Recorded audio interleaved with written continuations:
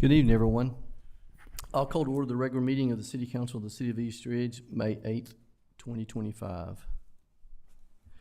I'd like to invite Jeff Baden with Hamilton Life Church to come forward, provide our invocation, and lead us in our pledge if everyone will stand if able. Let's pray. Lord, we thank you for this day. God, we thank you for your blessings. Lord, we thank you that you always take care of us, Lord, and you provide for us. And Lord, today we are here and we're just in a position, God, of gratitude and joy because we are in the palm of your hand. And Father, I pray for this meeting. I pray for this city council meeting. I pray for every member of the city council, Lord, everybody on the board. Father, I pray for our mayor. Lord, I pray that you would give them wisdom tonight. God, you would give them understanding. You would give them discernment over the decisions and things that are made. Father, over each person that's going to speak. Father, I pray that we would just seek after you. And as we seek after you, we thank you that that's where your blessing lies. We put our hope and our trust in you today. Amen. Amen. I pledge allegiance to the flag of the United States of America, and to the republic for which it stands, one nation, under God, indivisible, with liberty and justice for all. Thank you. Thank you, sir.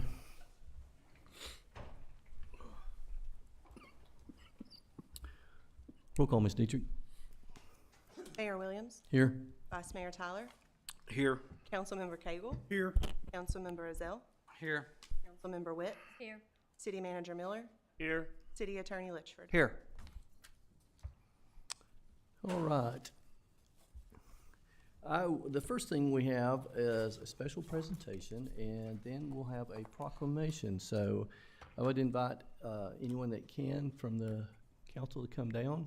And I'm going to ask Representative Esther Helton Haynes if she'll come forward.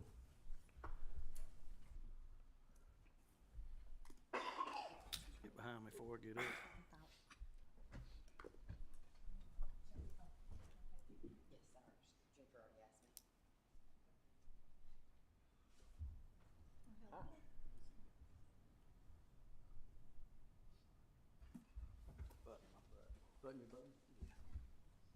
I'm on this up here. All right, so this has been a long coming.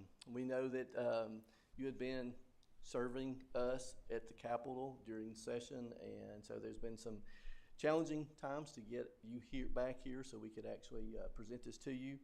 But personally, it's been a pleasure to work with you for 8 years on council. We started out on council, and then it's been great. You've been representing us at the state level, and you're going to continue to do that, and we appreciate that. But this is a token of our recognition and thanks for what you've done for our city. So it's presented to Esther Helton Haynes in recognition of the deepest appreciation for your hard work, your unselfish, dedicated service, and your ongoing commitment in helping the city of East Ridge achieve their goals. You have honorably represented the city of East Ridge as a council member and vice mayor from 2016 to 2020. We'll always be grateful. We proudly present this from you, from the mayor and the council. Thank you so much. Thank you so much.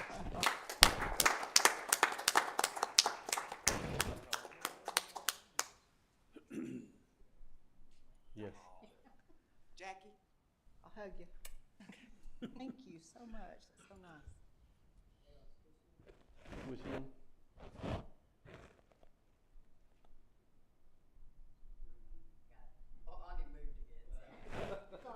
You good? I'm good. Thank you again. Thank you. Thank you so much. And we'll be calling on you. Oh, hey, stay down here.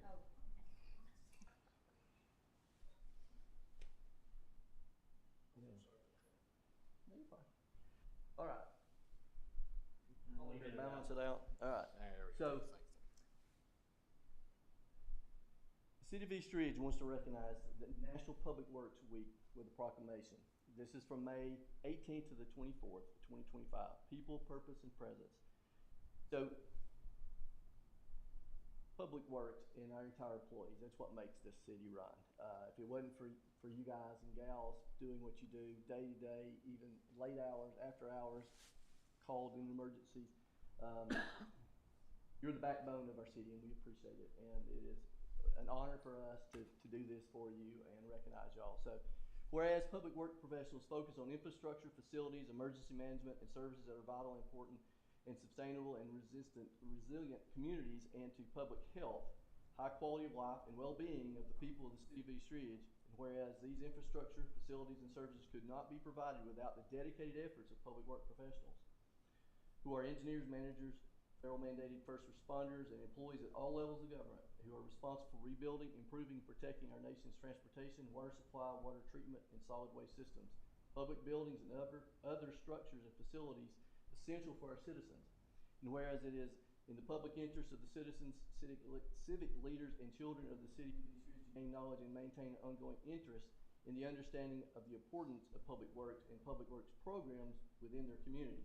And whereas in the year 2025 marks the 65th annual National Public Works Week sponsored by the American Public Works Association. So therefore, we do proclaim the week of May 18th to the 24th, 2025 as National Public Works Week. And we urge all citizens to join the representatives of the American Public Works Association and government agencies in paying tribute to the public work professionals, engineers, managers, and employees, and recognize their contributions that make and protect the nation's health, safety, and quality of our life. So thank y'all so very much for what y'all do.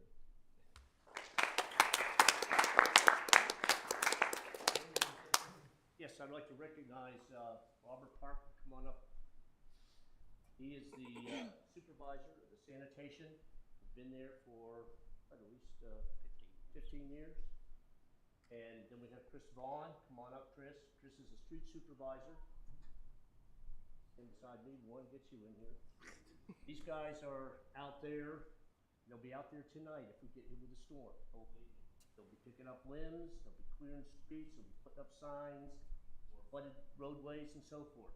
They'll be out whenever they need it. They're out there. So they're kind of right behind the police and fire as far as keeping our community safe.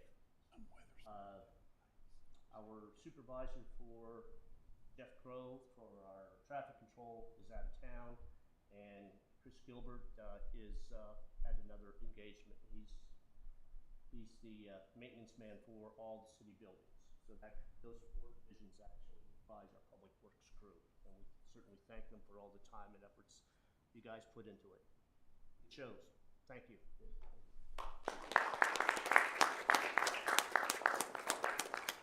Thanks for showing up, guys. Appreciate it.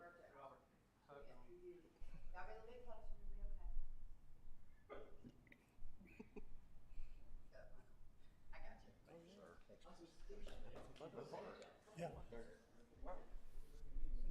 first Drive time on I nice was there, roads because you only 6 o'clock. I said, surely, won't be at council time. And then when I looked at it later, when I was looking up something, it moved to 11 o'clock. Spotty, I guess. Yeah. Actually sleeping. What'd you say, big man? Can you get by? Make sure you Suck say it in. when you retire. Suck it in for my picture. It won't suck in. It won't go in anymore. That's a I've problem. been here 37. I'm awful sometimes. All right. Keeping the same kind of tempo here, the next item is our April Milestone Award. So we want to actually recognize and thank Brian Dean. He actually has reached a milestone of 15 years with the city. So we appreciate him for that milestone history working with the city of East Ridge. He will receive the pin, a certification, and a check. So again, if I can't say it enough, if it wasn't for the employees and the staff, the city wouldn't be what it is, and we appreciate them very much. All right, so we'll move to the next item, which is the consent agenda. I assume everyone's had an opportunity to review the minutes of the April 24th, 2025, and also the March 2025 financial report, and I'll entertain a motion for the consent agenda. Make a motion to approve the consent agenda? Second. Have a motion to approve by Vice Mayor Tyler and a second by Councilmember Ezell. Do we have any discussion, corrections? I see none. Roll call, Ms. Dietrich. Vice Mayor Tyler, Yes. Councilmember Cagle, Yes. Councilmember Azell, Yes. Councilmember Witt, Yes. Mayor Williams. Yes.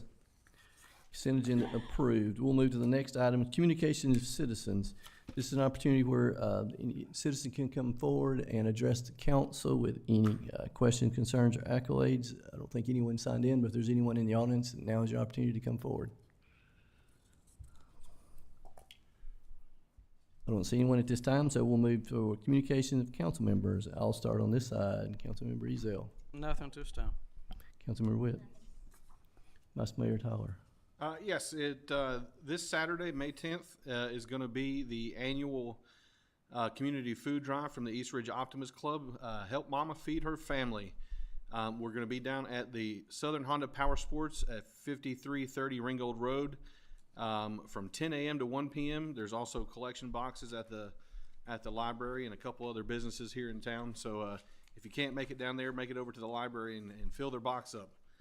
All proceeds will benefit the East Ridge Community Food Pantry, and this is one of those events I look forward to every year. Awesome. Yeah, we keep our fingers crossed for good weather. I have nothing. Yes, sir. okay. All right, so I'll have a few things as usual. So first, let me state that last week, East Ridge High School had their health fair. That was on the 26th. There were many organizations. It was great. They restarted this. They had done it in the past. They restarted it after COVID, and still for the first one they had had in quite some time. They had a lot of organizations, and there was a lot of people that came. So some of our own included the East Ridge High School students, of course, and then the actual East Ridge Future Ready students were there as well, along with our East Ridge Fire Rescue had one of the apparatuses there. So it was a great event, provided health information and connections and valuable services and programs for health-related items. So that's great. They're planning on continuing that each year, so very excited for that. Upcoming things with East Ridge Parks and Rec, we have the Hubba Bubba Big League, age 12 to 14. Registration, it runs through May the 18th, so it's getting close. $100 jersey, pants, belt, socks, and hat. The players' ages as of August 1st, 2025. The season runs from the May 27th to July 15th, and tournament is July 17th through the 22nd. You can reach out to eastridgeparksandrec.com for more information on that. And then I don't know if Chief Elson wants to talk about it, but also we've got the Jump Into Safety event. You like to cover that, or you want me to mention it? So it's coming up. So it's Saturday, June the 7th. It's going to be there on 323 Camp Jordan Parkway. It's 10 to 4. It's across from the arena. It's a free community safety event for all ages. Meet your local police, fire, EMS, dispatchers, and other agencies. Join different ways to keep you and your family safe. They'll have some car seat checks, techs on site during the event.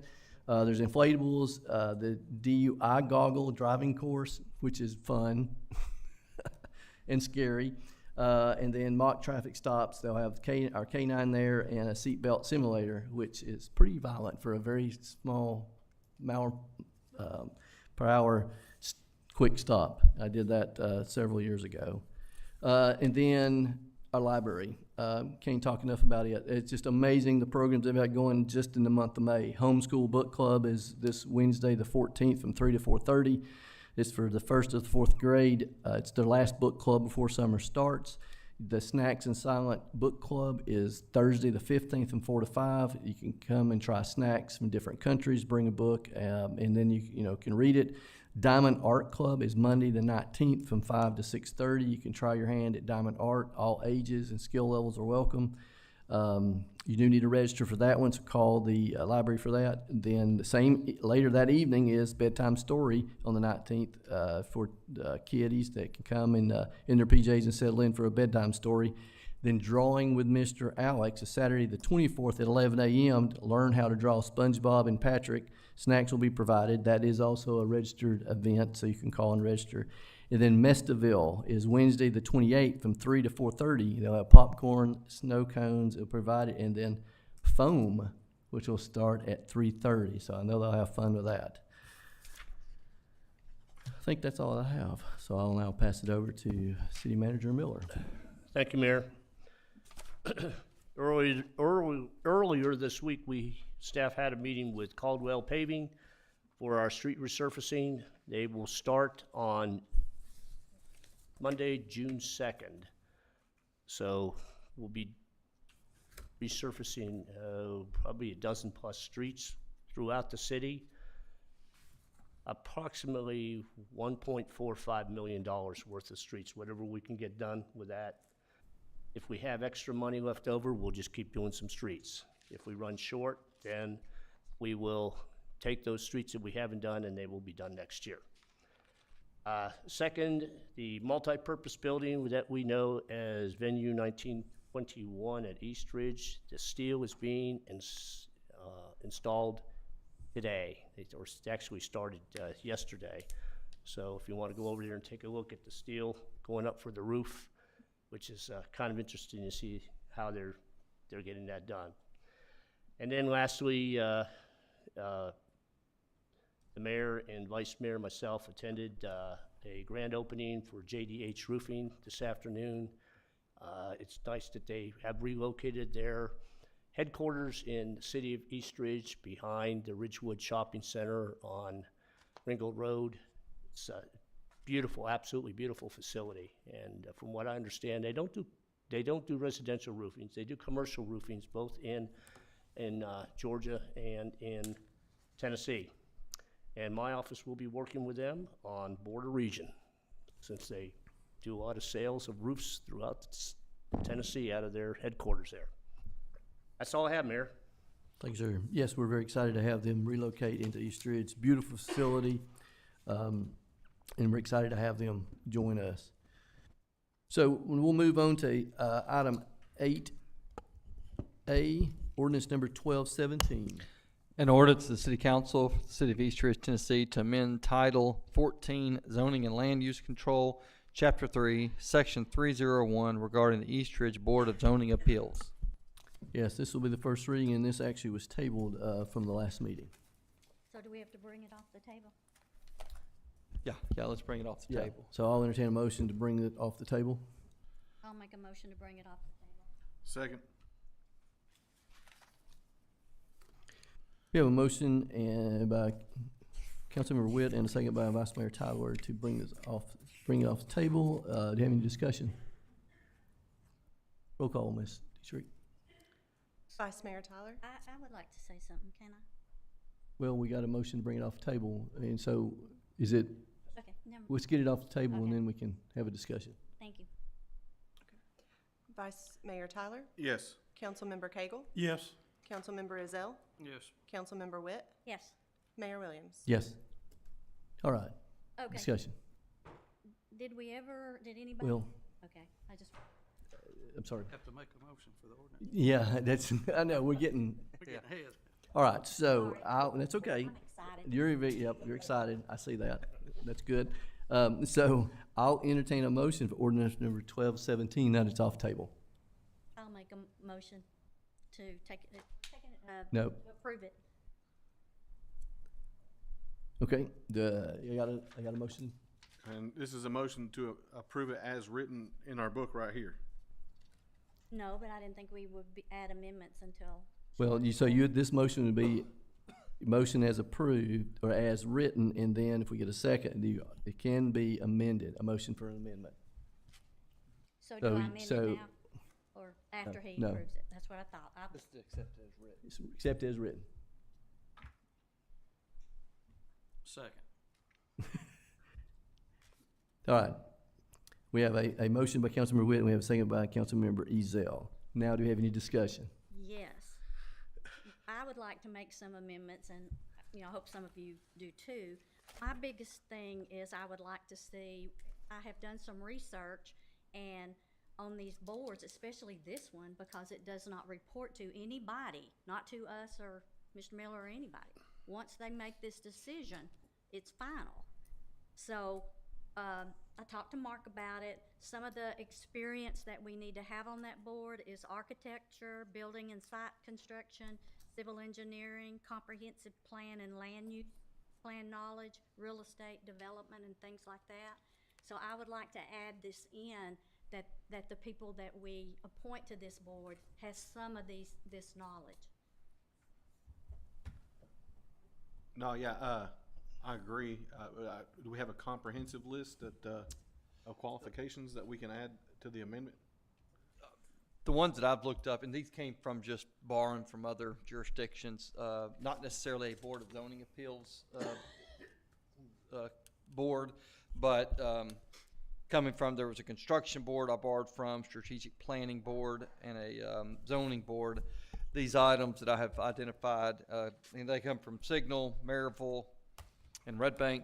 You've got options of building inspector, architect, contractor, which would include a building, electrical or plumbing, civil engineer, fire protection professional, a member of a public works. Realtor was one I saw also. The information I pulled up was just on the internet that said how to become a zoning board member, if you would like to see it. Bailey pass it that way. That said gain relevant experience as a member. Well, I'm willing to amend with those qualifications, but if there's any other council members that have any additional qualifications they think should fit on there, I'm open to adding to that list. So, I have a question. The people that are on it now, do they fall into those qualifications? And if not, are you gonna remove them? Unless it states otherwise, it would be prospective going forward, unless Yes. there's a retroactive application to it. Okay, When so the these- next question would be, when it becomes your pick to choose, let's put it that way, Sure. and you can't find anybody with those qualifications, what is next? One of the things we talked about today is instead of putting on the posting, don't put that you have to have these qualifications, put that we are looking for these skill sets. And we will take all applications from anybody. But I used to work for the state, and when people came to put in an application with the state, veterans had preference. So if I had 5 applications, 3 of them were veterans and 2 of them were not, I had to look at the veterans' applications. If they qualified for that job, one of those veterans got the job over the other. If we post this and say that we're looking for certain skill sets, then hopefully people out there that have those skill sets will fill out the application. We have a great application process that Mayor Williams came up with. So if we say we're looking for these skill sets, we look at all the applications that we get, and if anybody's got any of these skill sets, these would be the ones that we would pull out. Nobody would be asked to leave the board. If they're doing a great job and you want to reappoint them, that would be fine. But if they want to leave the board, then we want to look at moving towards filling the boards with these people. Yeah, I think Councilmember Ezel's question is relevant. I think it's a good one too. So, you know, we could also add probably, or other relevant field, you know, so that way it kind of opens it up a little bit more. I think it's a good question. I really do think it's a good question. So I think adding that would probably free it up a little bit more. And then, you know, we can take all applicants and, you know, as council members, be scrupulous. So in the amendment, you're gonna put prefer these skill sets, but not required, Prefer or desired? Preferred or desired, yeah, but not required. but not required. Because I had the same question you did. So, because if it was required, then my next question was going to be, all right, we all have an appointment, so which one gets which That's right. title That's that they have to your point, then you may be struggling. So I was going the same path as you, so good question. So we're saying that we would, well, let's get the amendment out. I don't want to put words in anybody's mouth. So what do we have for the amendment? That we list the opening. Let me see. You want to write it down? What we could do is just looking at what would it read as follows. Currently, as it was written, it would be, there is hereby created and established a Board of Zoning Appeals consist of 5 residents of the city to be appointed by the city council, with each council member having 1 appointment to said board. What we could do is have an amendment to include a second sentence to that section, which would be under Title 13, Chapter 3, Section 303, just to add a second sentence to that, which I'll prepare for second reading.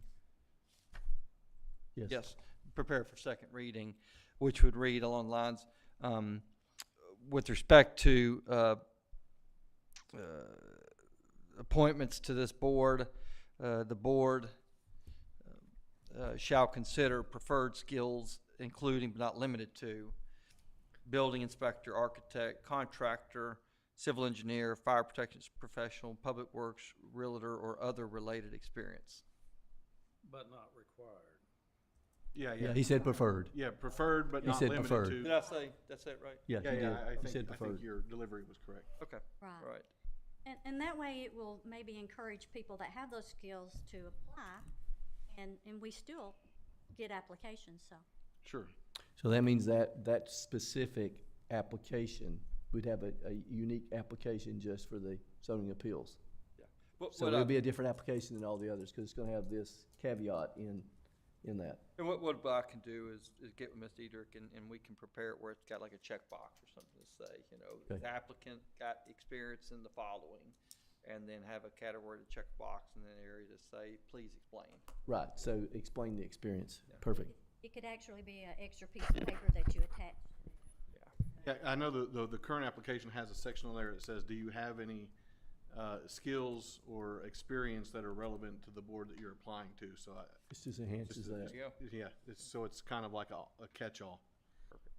Perfect. So, one more question. So, it's still gonna be his appointment or his appointment. We just wanna try to get Different, skill sets. right, Preferred skill sets. Gotcha. yeah, So that's your motion? yes. And I appreciate y'all. Is You wanna that it? repeat that? Ms. Diedrich, you got that? Okay, I've got one question. Yes, sir. All right, when they fill out their applicant, are they gonna be required to show proof of their, like a certificate, degree? Or is it gonna be just like I'm a handyman, jackleg, work for Ace Hardware, or excuse me, Ace Hardware? You're right, yeah. But you. Bigger business outside of East Street is next time, Jack. Home Depot. Raynor Road. Home Depot. But anyway, you see what I'm saying? Are we gonna require them to have Right. certificates to, or can a handyman? I think a way to fix that is just, to the extent you've got any certificates, please include in connection with your submittal of the application, something of that nature, with the expectation that if they put that they are, say, licensed contractor, the member of the council that is selecting that applicant can specifically ask for, you checked here, you are licensed, certified, and electrical contractor for the state of Tennessee. Could you please provide a copy of that? Yeah, I think That that's, could be provided to the board as part of the consideration when it's being brought up for appointment. I would think that you would If ask they're that. not licensed. it's exactly what I was about to say, and you beat me to it.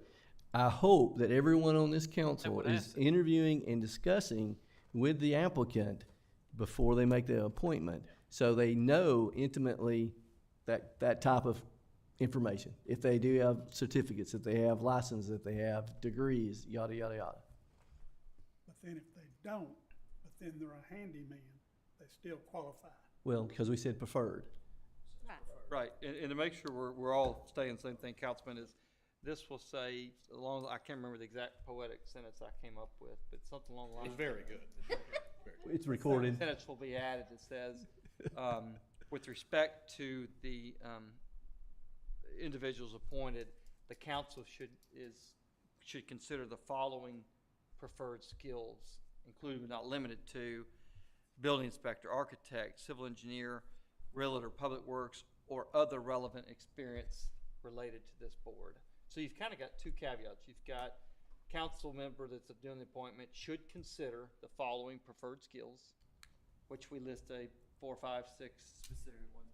And then we add another kind of umbrella catch-all, which is, or other relevant experience that would be, whatever, relevant to this board, helpful, whatever you want.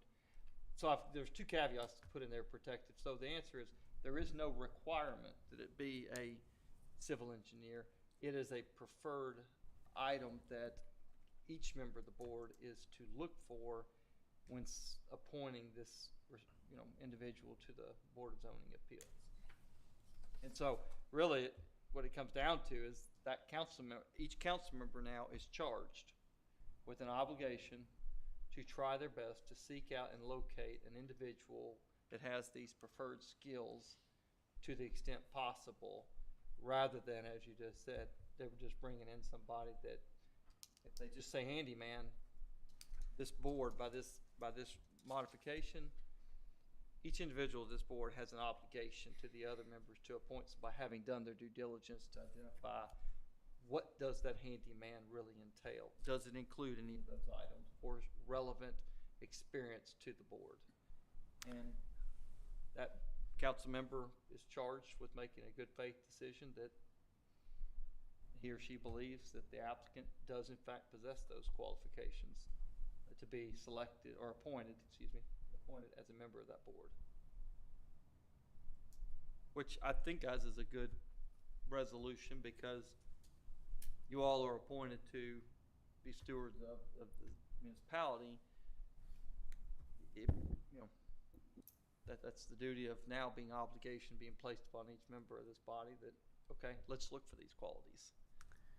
One thing we don't have on there is if they have zoning experience, right? So I think, Yeah, I could put zoning. I'm sorry, I had that. That is one. I may have put that in my language last Okay. week, but I can include, some sort of zoning experience. Miss Gina Paris has worlds of history of zoning experience, having worked for Hamilton County. So, Correct. I'll Yeah, add. she just we'll got add- appointed. Ms. Diedrich, we'll add the word zoning in there as well. yeah, I want to make sure that I didn't see that. That's why we're I'm still sorry, here and yeah, looked at yeah. your notes. Is that cleared up, Councilman? So are we gonna approve It's a this great tonight, or question. are we gonna wait until you, Well, this will be first reading. okay? So he can finalize the verbiage and then it can be presented to second reading. Agreed. Yeah. So I do have a motion for her amendment, Councilmember Witt, but I don't have a second yet. I'll second that. Have a second by Vice Mayor Tyler. Any additional discussion? You're thinking? No, Okay. I see none. Roll call, Ms. Dietrich, for the amendment. Vice Mayor Tyler, Yes. Councilmember Cagle, I'm going to abstain until I see the final second sentence at the next meeting. Councilmember Azell, Yes. Councilmember Witt, Yes, Mayor Williams. Yes. All right, so it is amended. So now we are circling back. If there's any other discussion, we're voting on the original ordinance as amended. Any discussion? Original ordinance as amended. I see none. Roll call, Ms. Dietrich. Vice Mayor Tyler, Yes. Councilmember Cagle, Abstain.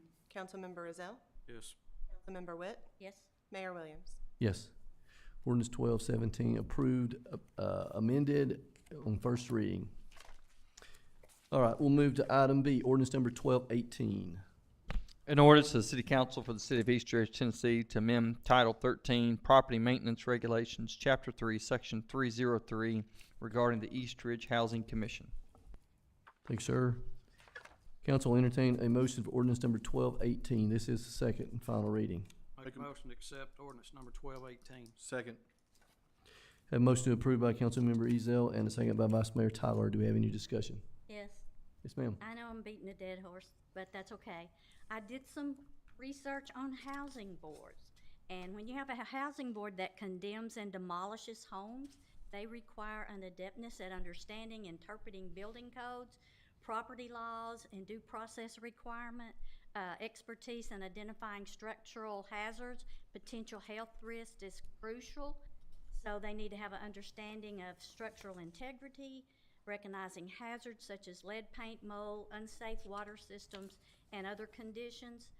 So I too would like to put something on here that says preferred, not required, so that when people fill their application out, they know that what these boards need. And again, I talked with Attorney Litchford, and poor guy, he's been on the phone with me most of the day, so y'all need to be nice to him tonight. Here again, architecture, building site construction, civil engineering, real estate, property management, building inspector, electrical and plumbing contractors, fire and protection professional, and I believe you got some of this from Signal Mountains Housing Board. I just think we're doing an injustice to our citizens by not trying to get these people on our boards. I'm not saying to remove anybody that's on there now, and I'm not saying if they come up for replacement and they're doing a great job, to keep them. But this board is an arm to our codes department. They need to be having some of these qualifications when we're condemning and demolishing homes. So that's my opinion. Thank you for letting me express it. So that was your opinion. So do you want to voice that as a I would motion like- for amendment? I would like to make an amendment to basically add the same thing to this as what we added to the other, as preferred, not required. And eventually, maybe in a few years down the line, we will have a fire protection professional on there. We already have an electrician, we already have a realtor, so I'm not sure what everybody's is, but Yeah. I think that would be great. I believe Chairman Davis is also into property management. Yes. Oh. So, and I'm not saying we don't have these people on there. I'm just saying it needs to be put out there when we post the position so that people know and they will apply because they have the skills that we're looking for. I have a motion. Do I have a second? For what that's worth, make sure we got this, as it was voted, as under the current original, 1218 says, if approved as it was originally voted, Section 303 of Title 13, Chapter 3 would read, there is hereby created and established a housing commission to consist of 5 residents of the city to be appointed by the city council, with each council member having 1 appointment to said commission, period. The motion, if I understand Councilman Witt, would be to add another sentence similar to what we did for ordinance 1217, which would state something along the lines of, with respect to select or appointments to this commission, the council shall endeavor to find or appoint individuals with the following preferred skills, including but not limited to building inspector, property maintenance, architect, contractor, civil engineer, fire protection professional, public works realtor, or other relevant experience that would assist this commission, or would be relevant to this, to the assistance of this commission. Is that right? Mhm. Okay. So that's what the motion is out there. To make sure, did I say prefer? You did. Okay. Yeah. And you did look up Signal Mountains, and Yeah, so Signal Mountains is a construction board that they have up there that operates similar to a board of zoning appeals. It's an appellate tribunal for construction variances. But in that Signal Mountain construction board ordinance, it provides the one we found, fire protection professional, civil engineer, and contractor, i.e. building, electrical, or plumbing contractor. Those were specific identified skills in the Signal Mountain construction ordinance. And this is merely a preference, not a, yes, merely a preference. It's the same thing as the other one. Anybody can apply that wants to. yeah, I'll second. We have a motion by Councilmember Whitten and a second by Vice Mayor Tyler. Do you have any additional discussion? Yes. Yes, sir. In this particular board, like I said at the last meeting, we have a codes department. Does a great job. They know the codes. The people setting up here, I don't care what you know, you have to go by the codes of the city of East Ridge. If he has a problem with a fire hydrant, whatever, then he goes and gets the guy in charge of that. Codes takes care of all of that. We shouldn't have anybody up here with all their great skills to tell that man his job. What the people up here for that particular board is for is to enforce what the codes actually say that they are putting out. And like I said, the only real thing that we can do, or the housing can do, is they can allow a certain amount of time over, like they might want you to have a week, but we can allow them a month. That's really what that board's all about. But it's backing up the codes department. So I wouldn't want to put preferably this, and overlook a guy with common sense for a guy that knows something about a fire. Sure.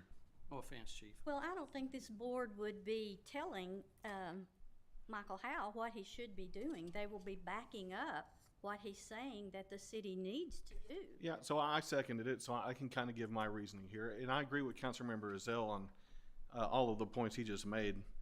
I think my idea is more along the lines of, you know, somehow, by the grace of God, we ended up with Yeah.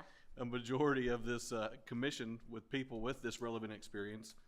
But I think it's more along the lines of, you know, sometimes we have contractors have to come in and talk, you know, as representatives for these property owners, and you know, they sometimes they try to talk over people's heads, and luckily we've had people with great experience. I know I've seen Councilmember Ezell, you know, have to deal with some of these people and ask for relevant information regarding, you know, permits and structures and reports, stuff that I, who have zero experience in construction, would think to even ask for, you know, to help maybe bolster their case or provide some time for them to get this done. I don't think it's a preference so much that they would dictate what Mr. Howe would say. It's more about the experience to know better, that, you know, to better enforce Mr. Howe's authority. But you know, like I said, I just seconded the amendment. I'm ready to vote on it. So my take on it is I totally agree with you as well. However, I don't think it's degrading or challenging our code, our chief building official, or our codes, but it's kind of along the same line. If someone has got some of that experience, they might have a better enlightenment of urgency and or expediency of or understanding the complexity that someone else may or not. And again, it's preferred. So that's why I'm leaning now more into this being a preferred than not a requirement. So that's kind of my thoughts. So anybody else? Well, my thoughts are that anytime that I've got anything questioned about codes, he's the first person I call. I want a copy of it. Then when I read it, I don't understand it. He's the first person I call, correct, Mr. Howe? So the understanding lies right there. So, Don't disagree. so, Yeah, don't you know, disagree. I just don't see But anything these wrong these with commission our members appointments or need to do the anything. same thing that you're doing, Right, Right. so, and they may or may not. But they if you need to get be one a knowledgeable. professional in that area, they probably would definitely do that. That's my thinking, and that's me personally. but if it ever got appealed, it come back to, Yeah, that's true. It's Right always here. gonna come back here so, Yeah. for appeal. And all of us contractors are gonna make a decision. yeah. Just check. Elected officials I say that the main- citizens elected. The commission members aren't elected. That's the only caveat to that. Yeah, that's why I went with Mrs. Davis, because of her property management Yes. experience, and she's real sharp, you know. Any other discussion? All right. Roll call, Ms. Dietrich. This is for the amendment for ordinance 1218. Vice Mayor Tyler, Yes. Councilmember Cagle, No, Councilmember Ezell, No. Councilmember Witt, Yes. Mayor Williams. Yes. Ordinance 1218 is amended, so now is there any other discussion? Otherwise, we'll be voting on ordinance 1218 as amended. See none, roll call, Ms. Dietrich. Vice Mayor Tyler, Yes. Councilmember Cagle, no, Councilmember Ezell, No. Councilmember Witt, Mayor Williams. Yes. Ordinance number 1218 approved as amended, second and final reading. We'll move to item C, ordinance number 1219. An ordinance to the City Council for the City of East Ridge, Tennessee to amend Title II, Boards and Commissions, Chapter 2, Section 101 regarding the East Ridge Library Board. Thank you, sir. This is the second and final reading, so I'll entertain a motion for ordinance number 1219. Make a motion to approve ordinance 1219. Second. A motion approved by Vice Mayor Tyler and a second by Councilmember Witt. Do we have any discussion? See none. Roll call, Ms. Dietrich. Vice Mayor Tyler, Yes. Councilmember Cagle, yes, Councilmember Ezell, Yes. Councilmember Witt, Mayor Williams. Yes. Ordinance number 1219 approved, second and final reading. We'll move to item 9A, new business, resolution number 3681. A resolution of the City Council for the City of East Ridge, Tennessee, authorizing the city manager as designee to accept the Hamilton County 2025 Homeland Security Grant for the East Ridge Fire Department. Thank you, sir. Chief Williams. Oh, I didn't move that back. Thank you. Good afternoon, Mayor and Council. As I spoke at the last council meeting, the fire department is requesting the mayor and council to approve and to accept the Homeland Security Grant from Hamilton County. This grant is to provide firefighters across Hamilton County fire departments with ballistic vests for active shooter situations. East Ridge firefighters will receive 12 ballistic vests to be placed on all first out apparatus at no cost to the city. Thank you, sir. Council will entertain a motion for resolution number 3681. Make a motion to approve resolution 3681. Second. Have a motion to approve by Vice Mayor Tyler and a second by Councilmember Ezell. Do we have any discussion? See none, roll call, Ms. Dietrich. Vice Mayor Tyler, Yes. Councilmember Cagle, Yes. Councilmember Ezell, Yes. Councilmember Witt, Yes. Mayor Williams. Yes, resolution number 3681 approved. We'll move to item B, resolution number 3682. A resolution of the City Council resolution for the City Council for the City of East Ridge, Tennessee, approving a budget amendment for the East Ridge Community Center renovation project. Thank you, sir. Mr. Miller? Yes, thank you.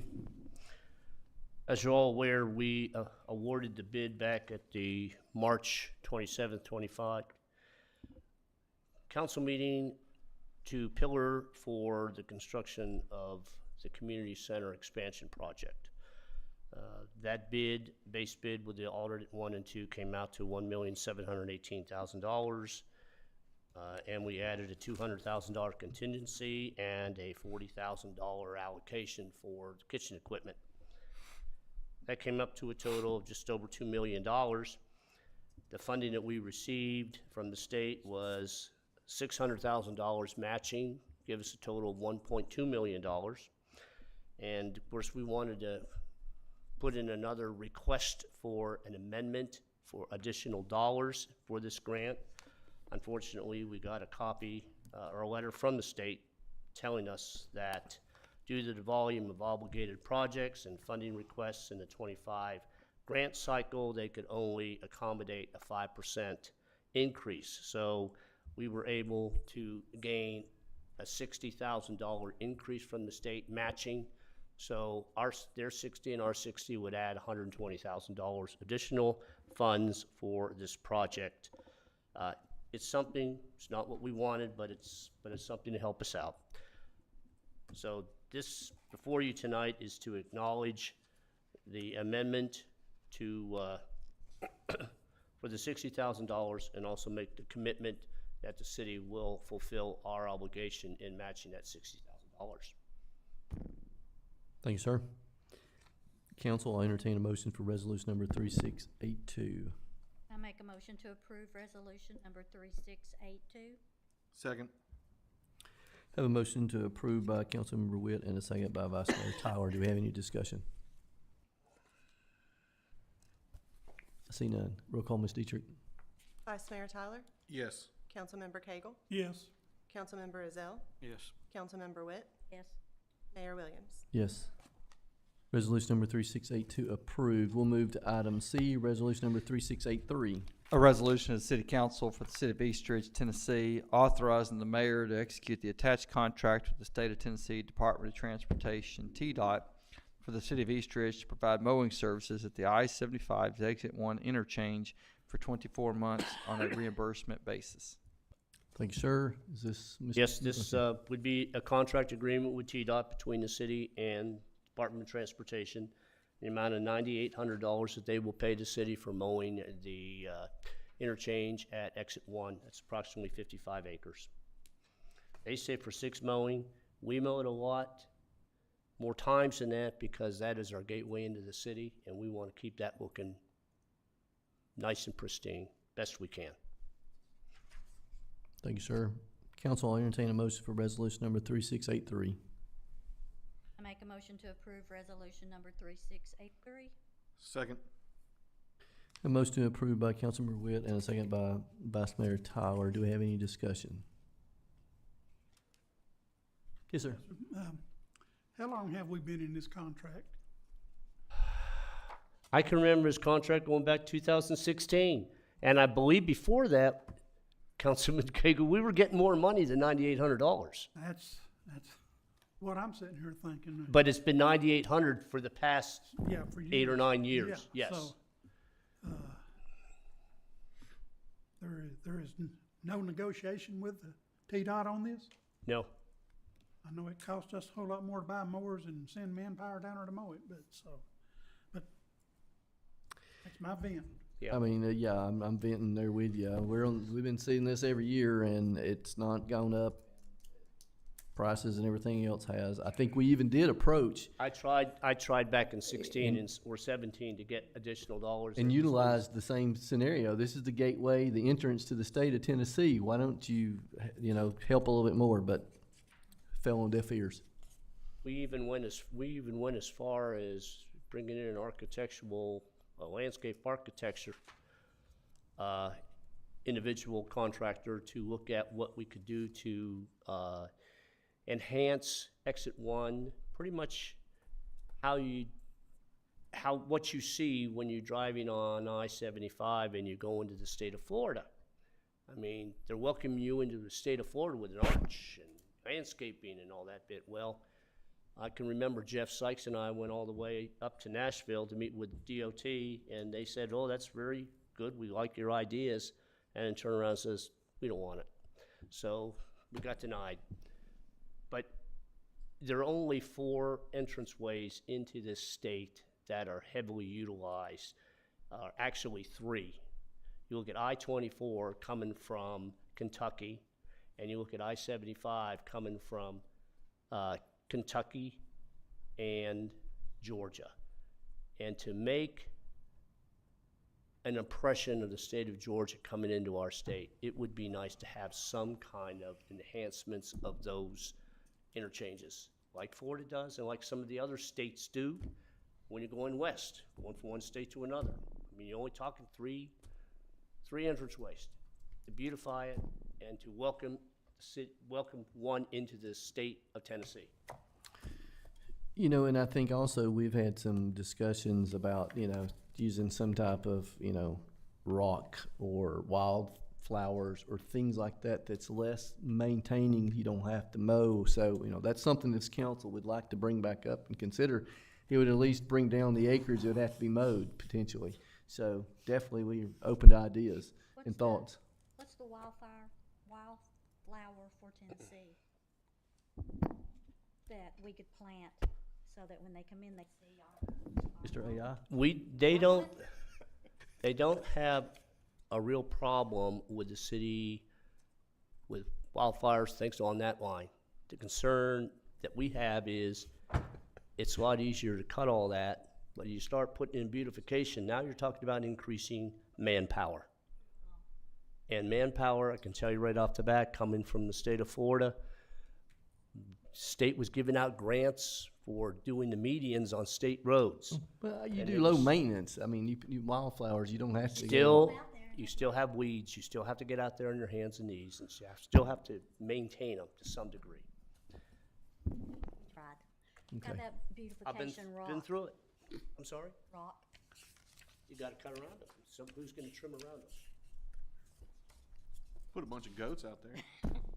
There you go. Welcome to Put a Tennessee. fence up and put goats around, fence around some goats. Okay. Nothing says it like that. All right, any more discussion? Otherwise, we're gonna move on. All right. Roll call, Ms. Dietrich. Vice Mayor Tyler, Yes. Councilmember Cagle, Yes, Councilmember Azell, Yes. Councilmember Witt, Yes. Mayor Williams. Yes, resolution number 3683 approved. And I always think it's, at least we're getting $9,800 that we wouldn't get. So look at the bright side of that, I guess. All right, we'll move to item D, resolution number 3684. A resolution of the City Council for the City of East Ridge, Tennessee, allowing the East Ridge Child Fund to use Camp Jordan Arena and waive the fee for such usage. Thank you, sir. Ms. Skiles. Yes, Mayor and Council. The East Ridge Needy Child Fund, which is a 501c3 nonprofit, has requested use of Camp Jordan again on August 9th of this year for their annual car and toy show. Representative Gail Phillips, which is their new president, has filled out all the paperwork, which is included in your packet, for this event. And as in past years' events, they've raised about $5,000, and all of the proceeds do go to benefit the Needy Child Fund and everybody within East Ridge. Staff does recommend waiving the facility fees to support this event.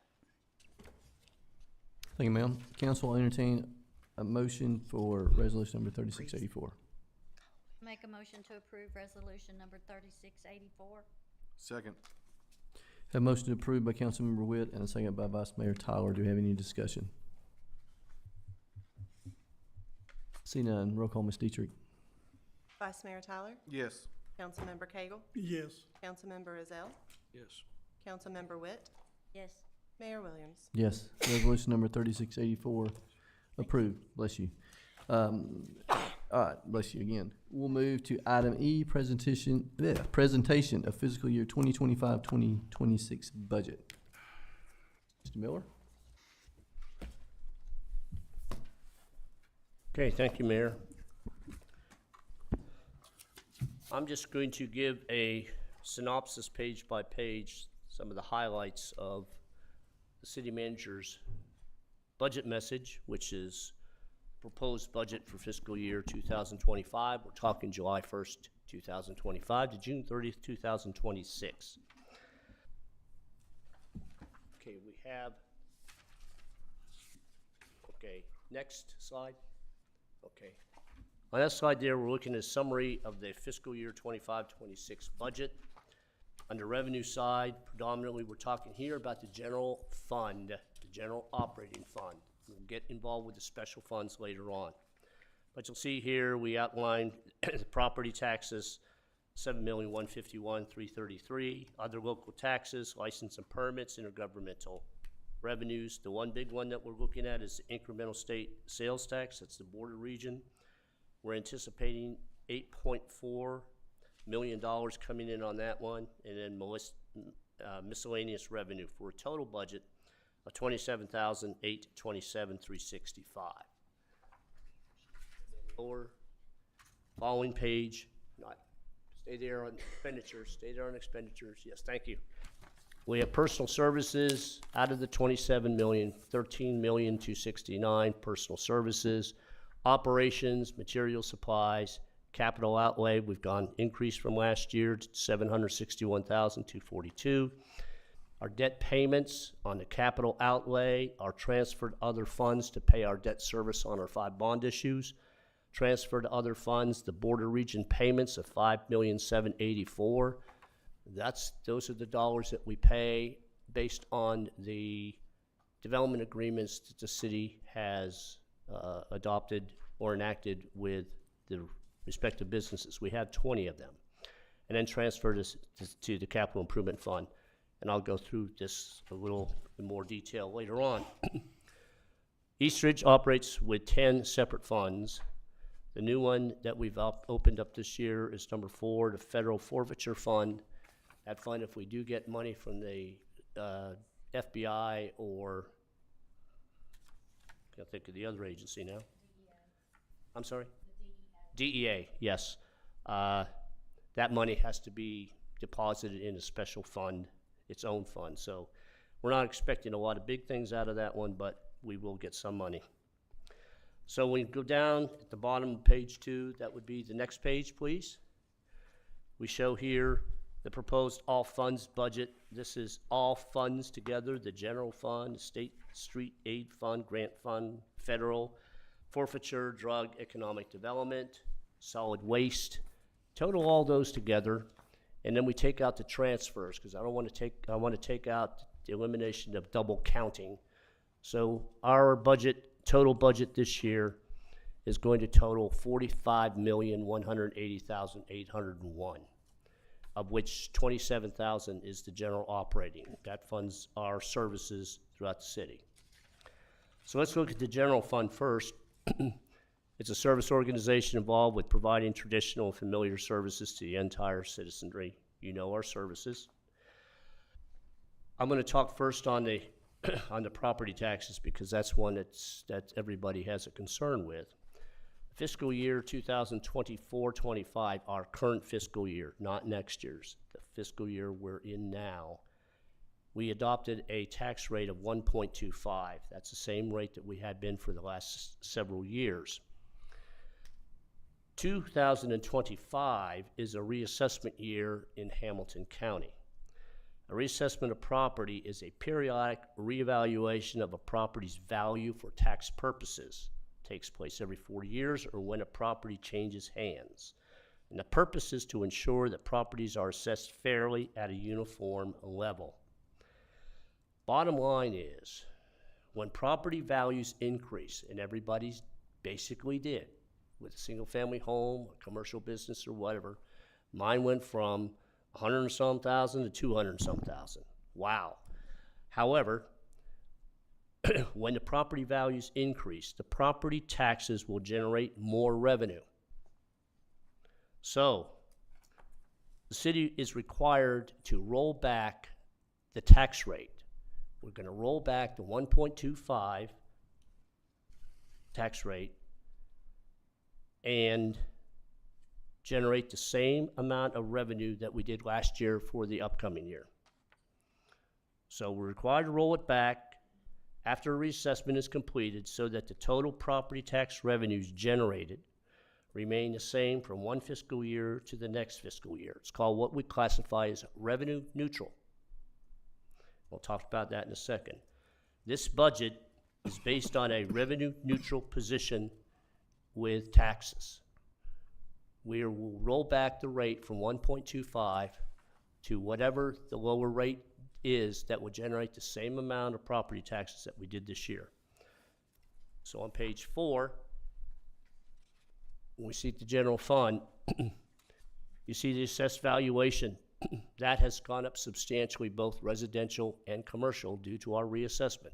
We have not been informed what our reassessment values, commercial or residential, are at this time. We're expecting that to come in within the next several weeks. Mid-May to end of May is when we will be notified.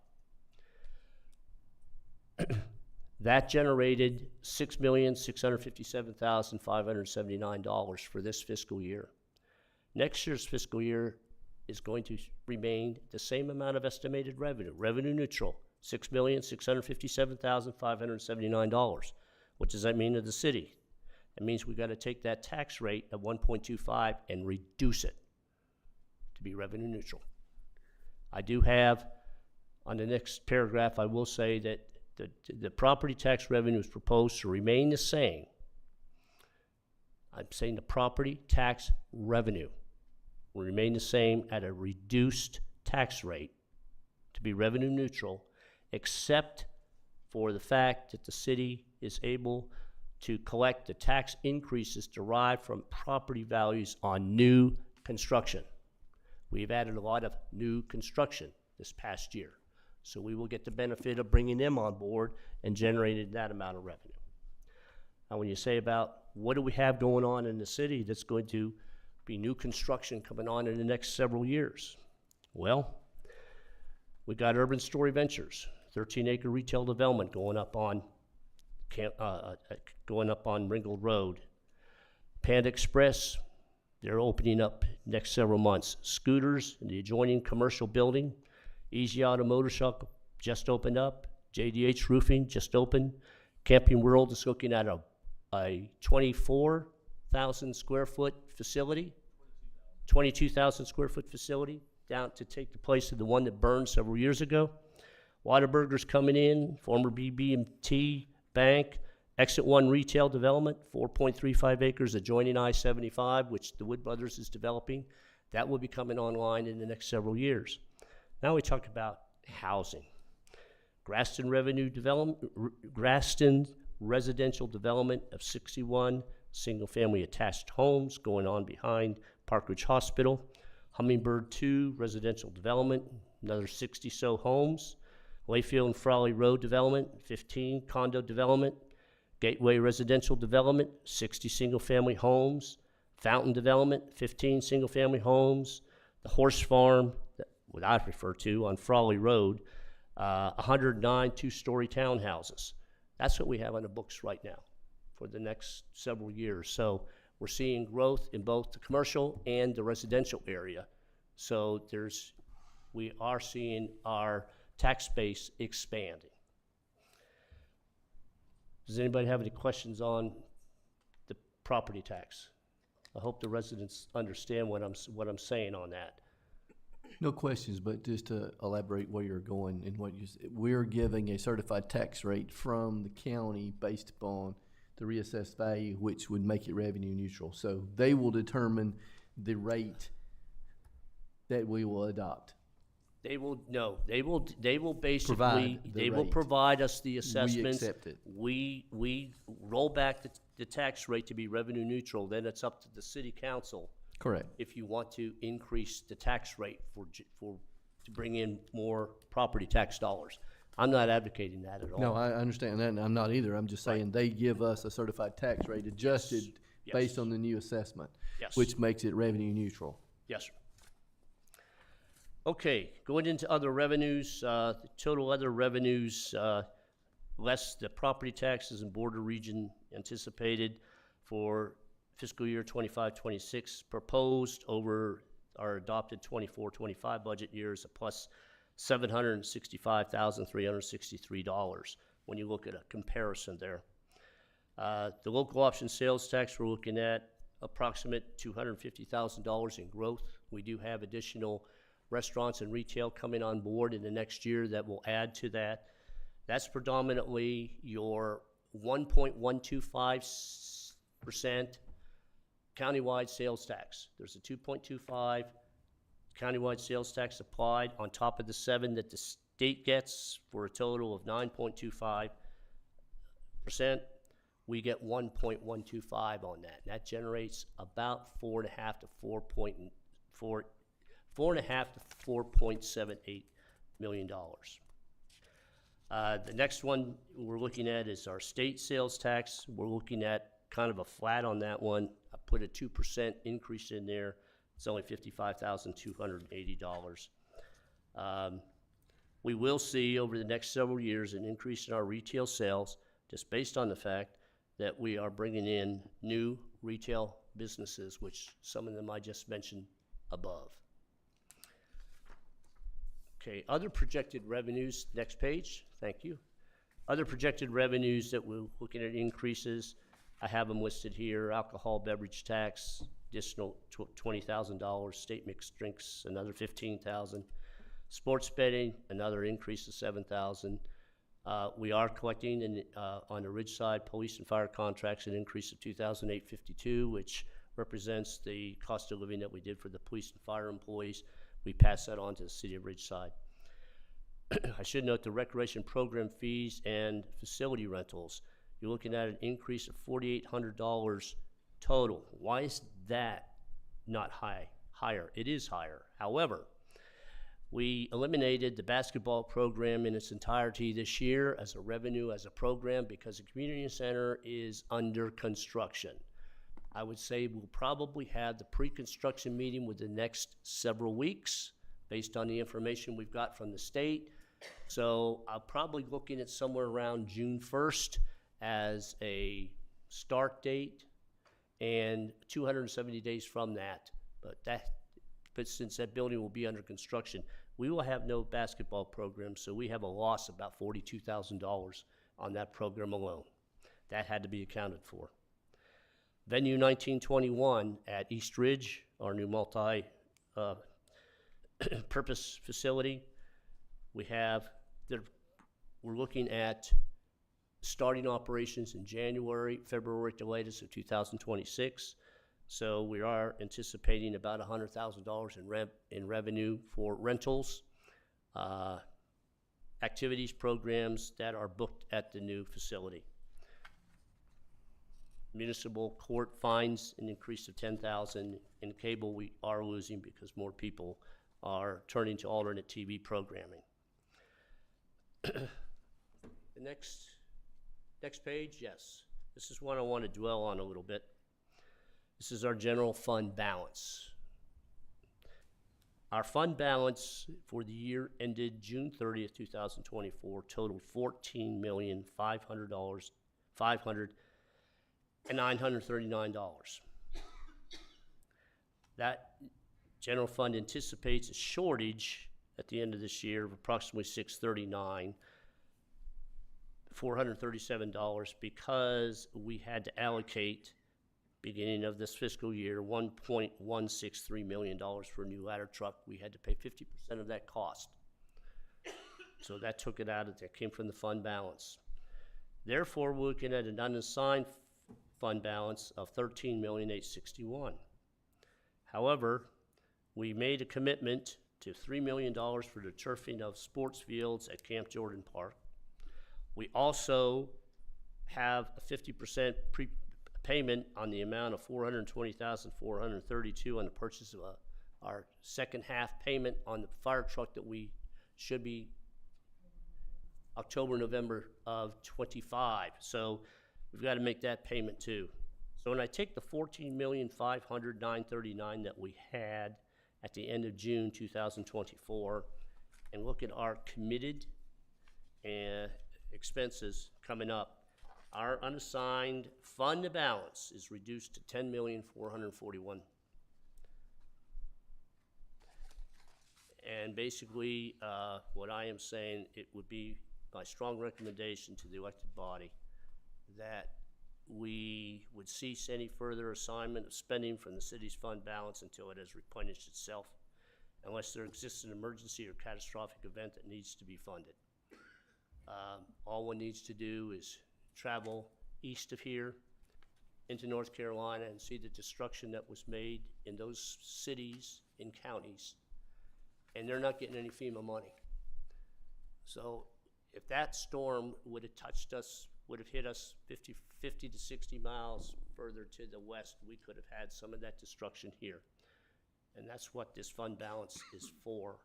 And I don't want to see, my opinion or recommendation, that we do not go below the $10 million fund balance that we have there now. Moving to expenditures. Okay. We're looking at expenditures for fiscal year 25-26 to be $561,768 above the fiscal year of 24-25. It's an increase of just about 2%. Our personnel costs represent 67% of the general fund operating budget because we are service oriented. We do not produce widgets. We do not sell. We provide services. The total personnel count for the overall budget, and this is explained more and broken down into departments on page 14 and 15 of the budget. Right now, we're proposing to go from 155 to 160 full-time positions and 22 part-time. 5 full-time positions more and 2 part-time positions less than the previous fiscal year. And those are in the areas, moving down to the next slide.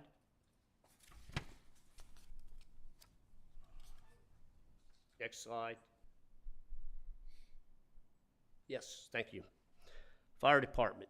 We're looking at hiring of 2 firefighter positions are proposed to be brought on board in January of 2026 to increase the staffing level from 3 to 4 firefighters stationed out of fire station number 2.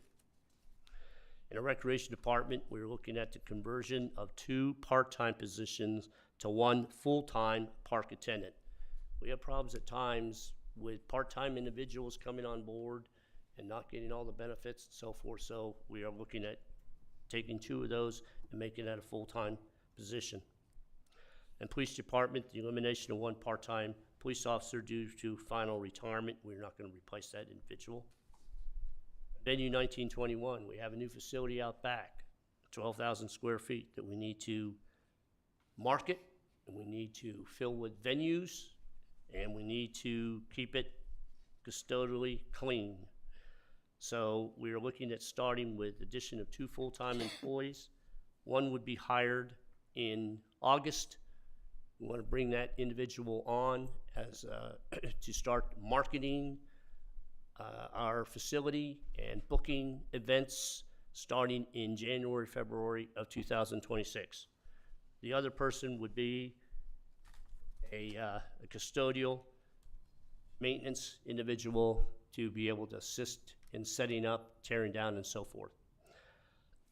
That position would come on board in January or February 2026. When it's open, we'll need somebody to keep it clean and also for setup.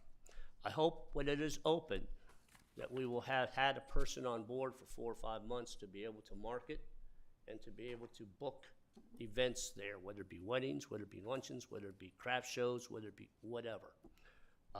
We're open for business. So this person will be doing a lot of traveling around Hamilton County to try to book events. In the library, we also have an addition of a part-time position that will be absorbed into the library's departmental budget. Under salaries, proposing a 3% across-the-board increase in salary for all employees. Performance evaluation raises, we looking at continuing the employee performance evaluation process that was implemented July 1st, 2024. Raises there based on their performance evaluation completed by their immediate supervisor and reviewed by the department director as well as HR and myself. We have salary adjustments. We have 15 of them. They're located in the front cover of your budget. There are 15 of them, totaling $18,148.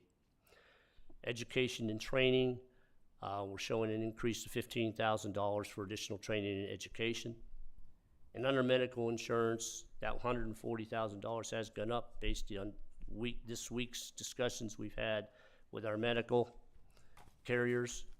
That number is now $171,000. I will note that we are out at this time for not medical insurance. We're out this time for insurance for our liability, our property, errors and omissions, and workers' compensation, other than staying with PEP. We're out to bid. They're going to bid on it, and we have seen other cities as Sevierville, Pigeon Forge, Franklin, South Pittsburgh see dramatic decreases in their premiums. We're not getting it from PEP. They're getting it from others, so hopefully we'll follow suit. Should also note too that the city of Cleveland is out for bids also. Okay, moving from the personnel into the operational expenses, these basically are some of the higher ones, the major increases that we've seen from last fiscal year to the upcoming fiscal year. Contract services increase of $71,500. This is due to the police department, pretty much in the computer programming and the animal control services. We had to get involved with veterinarian services to bring a veterinarian on, which we're in the midst right now of going out to RF requests for qualifications on that. Computer services gone up $25,000. This is by our consultant Lightfoot with our computer consultant. Cyber insurance, that has gone up $17,000. Clothing and uniforms gone up $85,000, but I mentioned it.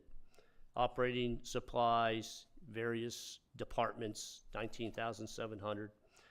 Computer IT went up. And electric, water, sewer, natural gas, that's the big one. That went up $85,370. That's due to an increase in the charges and the usage, but also Venue 1921 posted the largest increase. I looked at what we are paying for water, natural gas, and electric for the community center. Well, our 12,000 square foot multi-purpose center over there is almost 2 to 3 times as big as that community center. So I had to almost double to triple what those utility bills are going to be. And that's what I came up with. So it's an increase of about $51,000 due to our new multi-purpose center coming up. So we've got to account for that. We also had some increases in vehicle repair and maintenance, transportation, which is regarding our caravan services. I've had several meetings, I would say over the phone meetings, Zoom meetings with CARTA about the caravan services that we're providing. And we're not to a final yet. We're still playing around with some proposals. They're also meeting with the county commission either this week or early next week in regard to what if the county is going to be able to, if they are, make an appropriation for the caravan services for both Red Bank and the city of East Ridge. But I went ahead and I have budgeted $100,000 in that. And then contracts with other governments. We saw a substantial reduction in appropriation due to the limitation of the annual allocation to Hamilton County for providing emergency medical service to the city. We entered into a contract with them 4 years ago, 2019, for them to provide emergency medical services, ambulance services, what we call is those services to the residents of the community. They charge us about $179,000 a year. That was for 4 years. Last year was our last payment. It's over with. So we don't have to pay that amount of dollars to them. I won't say any more because there is a bill that did not go through the House this year or the Senate, but it basically gives the authority to counties to be able to charge for EMS services to cities. So that is in study right now, so that will be back before the legislature in 2026. Capital outlay, I have the listing down on next one. Next slide. Okay, next slide. Good. Okay, this is the listing of the capital outlay for this year. Police Department administration, we have replacement of 8 police cruisers. Most of these are Dodge Chargers back in 14 and 16, 1 Ford Explorer, and then 3 Dodge Journeys that go back to 18 and 19, which really didn't work out. We're also looking at a fingerprint system. This is new and expanded services, and also a firearms training simulator, which would assist in training with our police department or police officers.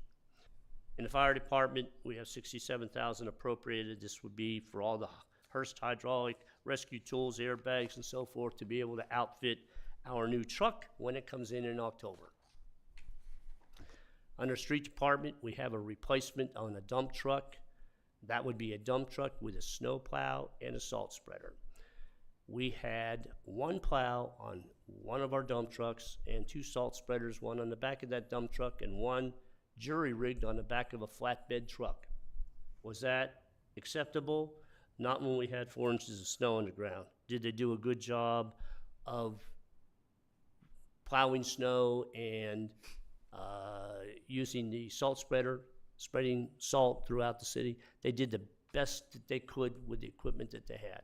So what we want to do is kind of bump that up a little bit. So with the dump truck, we get a snow plow and a salt spreader. That means that we will have 2 salt spreaders and 2 plows on 2 dump trucks.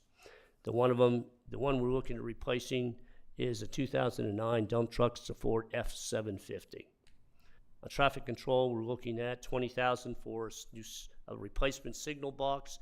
We'd like to have one on tap in case one goes out or hit in an accident out on Ringgold Road. So we want to keep one on tap.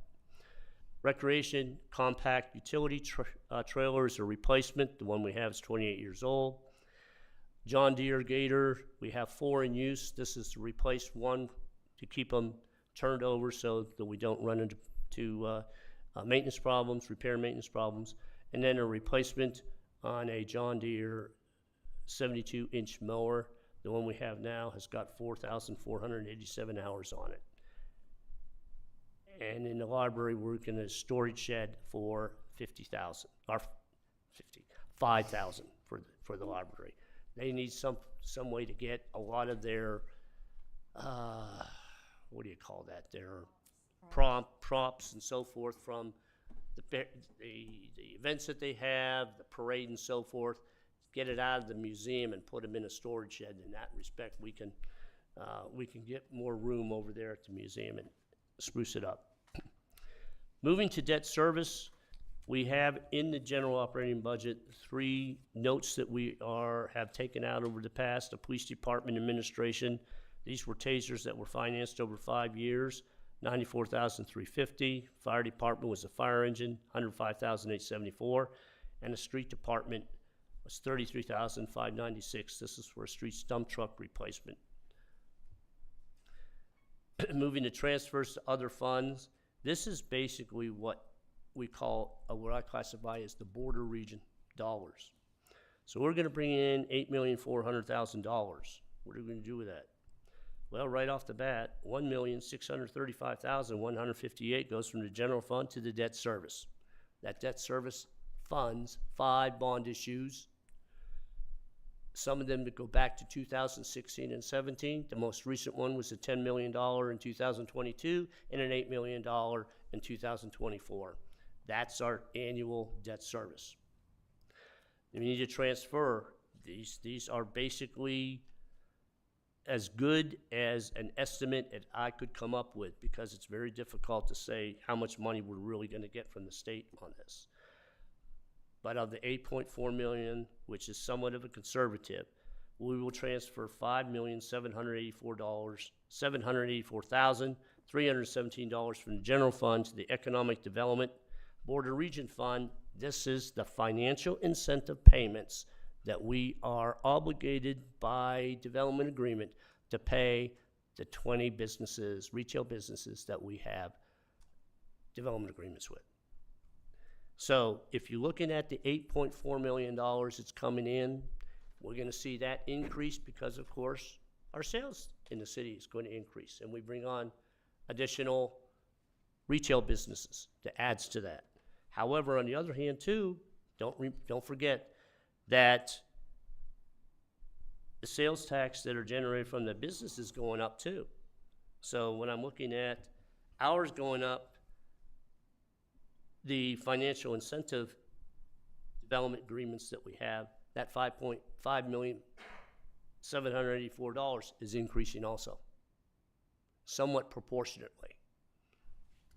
And then lastly, we're looking at a transfer of $500,000 from the general fund to the capital improvement fund. Now, if we end up generating $8.8 million and not 8.4, if we end up getting a check at the end of September representing our border region distribution, and that comes out at 8.4 million, that additional 8.8 million, for example, if it comes in $400,000 more, that $400,000 will be added for a transfer, and that would increase the general improvement fund increase from 500,000 to 900,000. So any increase we see over and above the 8.4 will be transferred over to the capital improvement fund to keep that fund flourishing. That's the general operating fund. So going into our special funds, starting off with the State Street Aid Fund. These are basically the funds that we receive from the state on the gasoline tax, diesel tax, and we also get a $200 per vehicle annually for the electric vehicles that register annually with the state. The fund balance for the end of this upcoming fiscal year, June 30th, 2025, is projected to be $391,716. We're looking at bringing in revenues of at least $570,000 from the state gas and motor fuel tax. We're looking at a projected revenue stream of $1,406,238. Those dollars are restricted in its use. They can only be used for street-related costs and public improvements, as street reconstruction, resurfacing, curbs, sidewalks, and drainage. So we have the appropriation set in that is lighting for $225,000, traffic signal repairs 20, John Ross Road resurfacing, this is our share, of the funds with the state, $541,238, and street paving and maintenance, $600,000. That's from the state aid. Now, we're gonna put a little more money in later on when we get into capital improvement for additional for road resurfacing. The grant fund is another special account. This accounts for the grants that are approved and received from the city, from federal, state, county governmental entities. It's not a big dollar generated one, but it does generate dollars from small grants that we get. This year, we're looking at the upcoming fiscal year starting July. We're looking at an increase of an appropriation of $12,425. Sorry, I lost my place on this.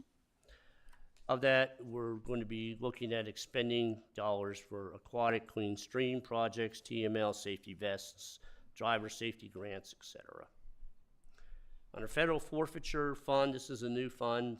These will be financial resources that the city receives from the federal government, DEA, FBI. We put $20,000 in there. We don't know what we're really gonna get on that, but we have to account for it in a special restrictive fund. Drug investigation fund, that is one where we receive resources from federal, state grants, seizures, awards from the court, Department of Justice. Just got a couple checks the other day in for a couple $1,000s. So it all goes into this drug investigation fund. We're looking at, for fiscal year 2025 to 2026, total of $107,500. And on page 11, we're looking at appropriations that would be utilized for education training, clothing, uniforms, operating supplies and equipment, machinery and equipment. In this one, we are looking at replacement rifles, which is somewhere in the neighborhood of about $24,000, and general purpose machinery and equipment. That takes care of that special fund. Next one gets involved with the Economic Development Fund, special fund to account for and report on the financial activity of the Border Region Redevelopment District as it relates to the state sales tax generated. Again, we were talking about Border Region dollars coming in at $8,400,087. Of that deposited, $480 remains in the general fund. $500,000 is transferred to the Capital Improvement Fund. The balance of $7,419,000 is dispersed with the development agreements with the city and the developers at $5.784 million, and to pay our bond and indebtedness in the amount of $1,635,000. This is a lot of repetitiveness. However, the funds have to go from one fund to another for accountability purposes. Now we get into the Solid Waste Management Fund. Okay. The budget for this fund anticipates revenue streams, including the sanitation assessment fees of $1,759,880. That's our primary funding source for solid waste management fees. The fund projects total revenue for fiscal year 25-26 of $2,112,783. The existing fee for the service is, at this point, the assessment fee for residential, $180 a year or $15 a month, and for commercial, $240 per year.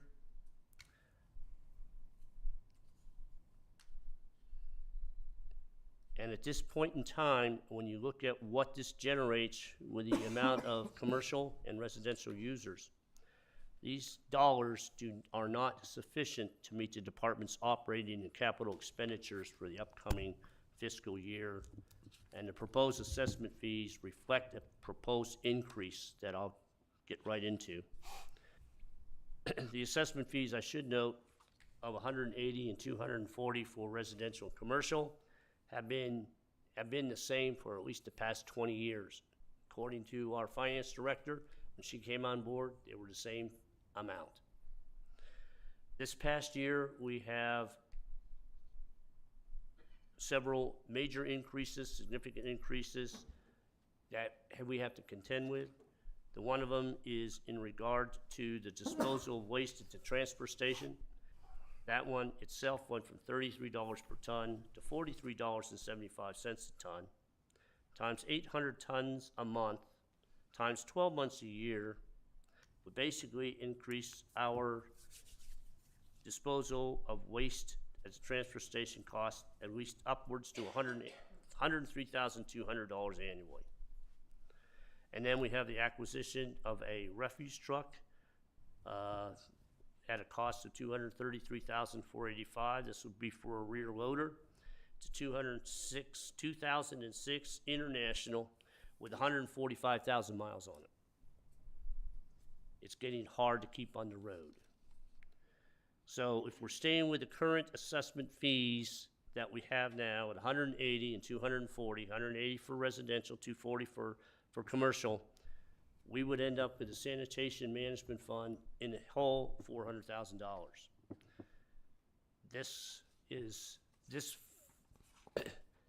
This fund should be able to pay for itself. So the monies collected for the fees should be able to take care of the expenses of that fund. It doesn't. It doesn't now, and it's going to go further in the hole if we don't look at increasing the fees. So what I am proposing, that we increase the fees from $15 per month to $17 per month for residential. That's $24 a year more. That would increase their annual from $180 per year to $204 per year. On the commercial side, I'm looking at increasing the fees from $20 per month to $22 per month. That would increase theirs from $240 per year to $264 per year. That proposed increase is not going to close the gap entirely, but it will make a major dent in that gap between the revenues coming in and expenditures going out.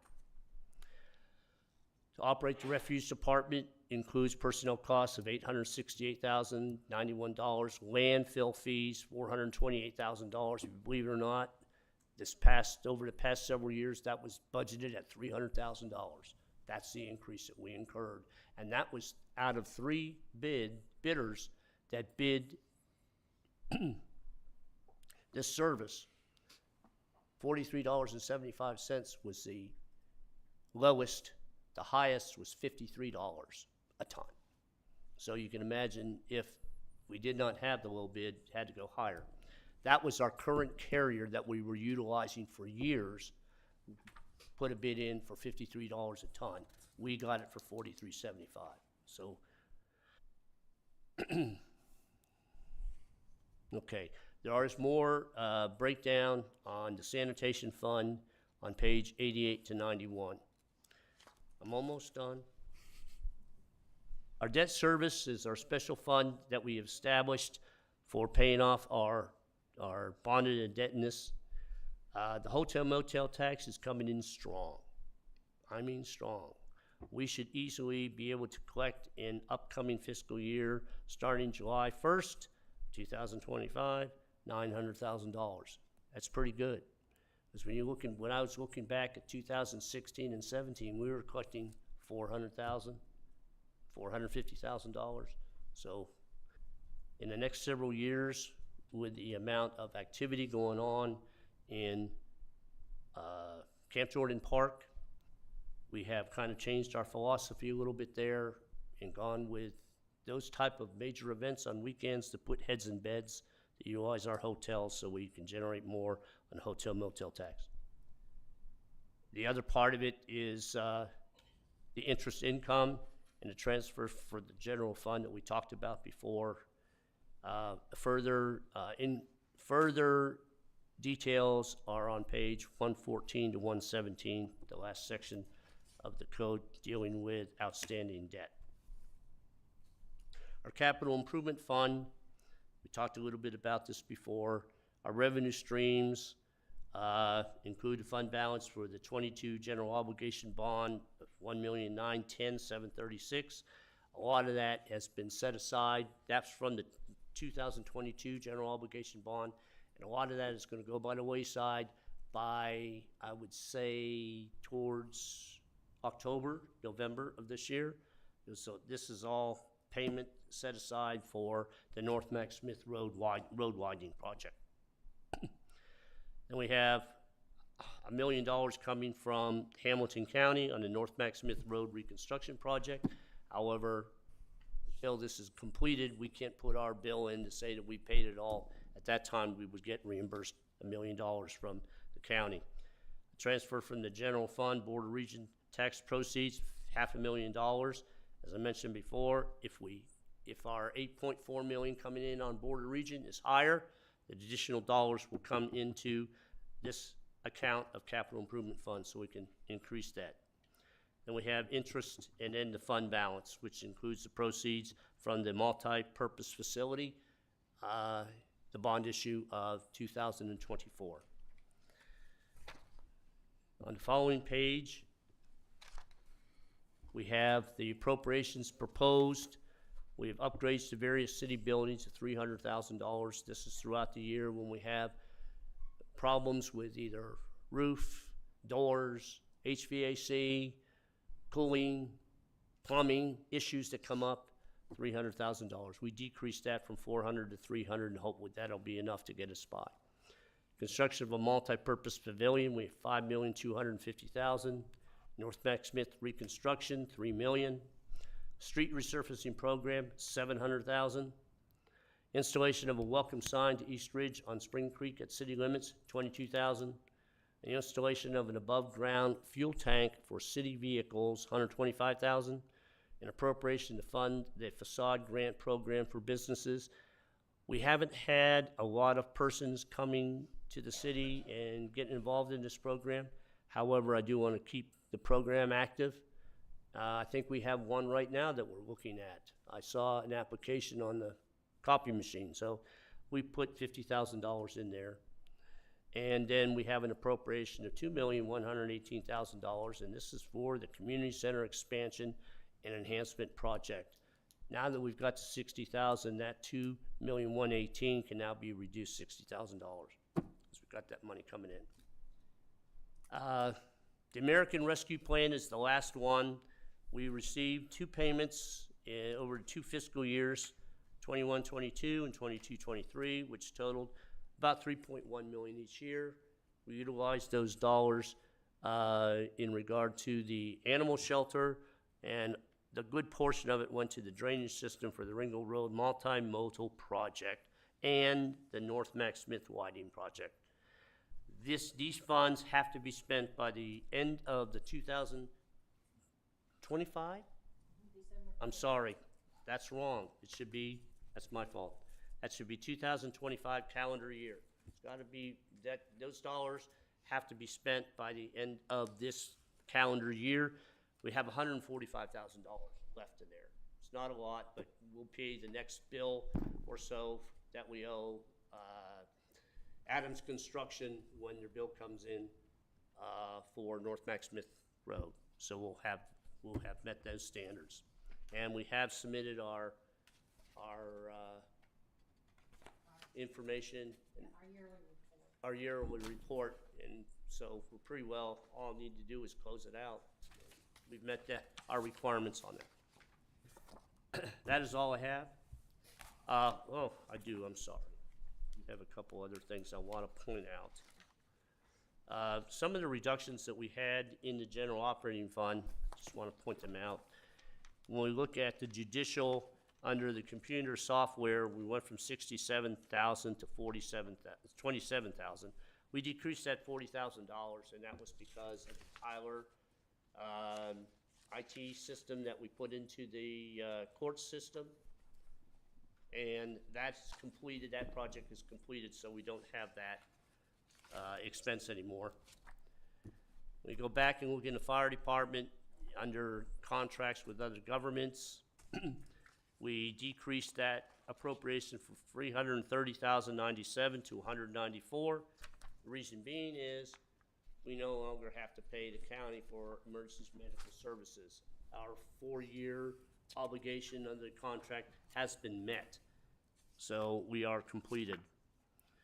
We saw an increase, or we will see an increase in the animal services division, in the contract services, about $40,000, primarily because veterinarian services that we're gonna have to get involved with, spay and neuter, as well as other dogs that are dropped off, or we find out there within our city that have injuries that we need to contend with. I mentioned the basketball program is out of commission this year. It will resume next year, next fiscal year. And the venue, that's a new service that we're providing. That service, bare bone, to start January 1st, 2026 on venues, it's gonna cost the city $225,981. I'll let you know that we know that we knew from the beginning that this was gonna cost us some money at first. When you get involved with convention centers, when you get involved with conference centers, when you get involved with multi-purpose centers like we're having back here, we've gotta build up a clientele. It's gonna take 2 to 3 years, actively, if you get the right person in there marketing it, to be able to see the income coming in, so that the income coming in will surpass the expenditures going out. There's no reason why that can't happen if you got the right person heading that division. So we're confident on that, only because where else other than the convention center in downtown Chattanooga can one have a dinner or birthday party or a business meeting that will seat up to 500 people? And you don't have to walk far, and you got free parking. I don't know of any other place within Hamilton County that can accommodate that. 500, that's what we built it for. So I think are very positive on what's gonna happen with that over the years, the facility over the years. That's all I have, Mayor. I talked long enough. All right, so thank you for that presentation. Thank you for staff for supporting this, and department heads and employees pulling all this together. I know it is a long, tedious process, so it's greatly appreciated. When do you plan to present? You plan on having this actually on the agenda when? Is that gonna be? First reading will be set for June 12th. June 12th. The second reading would be 14 days later. So that would be the 26th of June. First reading and second reading. Okay. I do want to update the council once I get the assessments. Correct. I don't have the assessments in front of me, so these numbers that I routed out tonight are going to change. There are two changes that are coming down the pike. One change is if staff, next week on the 15th, I believe it is, we received the bids for our insurances, which is liability, auto, errors and omissions, and workers' comp. If those come in substantially lower, like they have in other cities, and we decide to award it to them, we can make that change in the budget at that time. And I'm not talking $10,000, I'm talking another zero. I'm talking $100,000 or more. And then number two, I don't know what our assessments are going to be. What I'm really concerned, I'm not concerned about how high the assessments go for commercial and residential, because we're going to roll back the tax rate to be revenue neutral. But I am interested in what our new construction figures are, because we've added some new construction on the tax rolls since August of 2024. And I want to capture that. We don't have to roll that back. That's new stuff that hasn't been taxed before, so we can get that money coming in. I just don't know. I've added up all the houses. I added up the commercial. I played around with them. I ended up coming up with about $90,000 that we'll see as new construction added onto the rollback or the property tax that we've collected this fiscal year that we'll collect next fiscal year. Be revenue neutral. Okay, so the reason I asked that is 5 weeks from today for first reading, 7 weeks for second reading. So my question to the council is, as always, I asked each year, how do you want to handle budget questions? Do you want to address those questions directly to the city manager, or do you want to have a budget workshop? What is your desire for questions and inquiries for when you start reviewing and digesting the budget? We've done both. I think most recently we have just done questions to city manager, but in the past, we have done a budget workshop right here in council chambers. So, is there a preference? I prefer just to talk to the city manager. Yeah, that works for I'm seeing heads nod. Okay.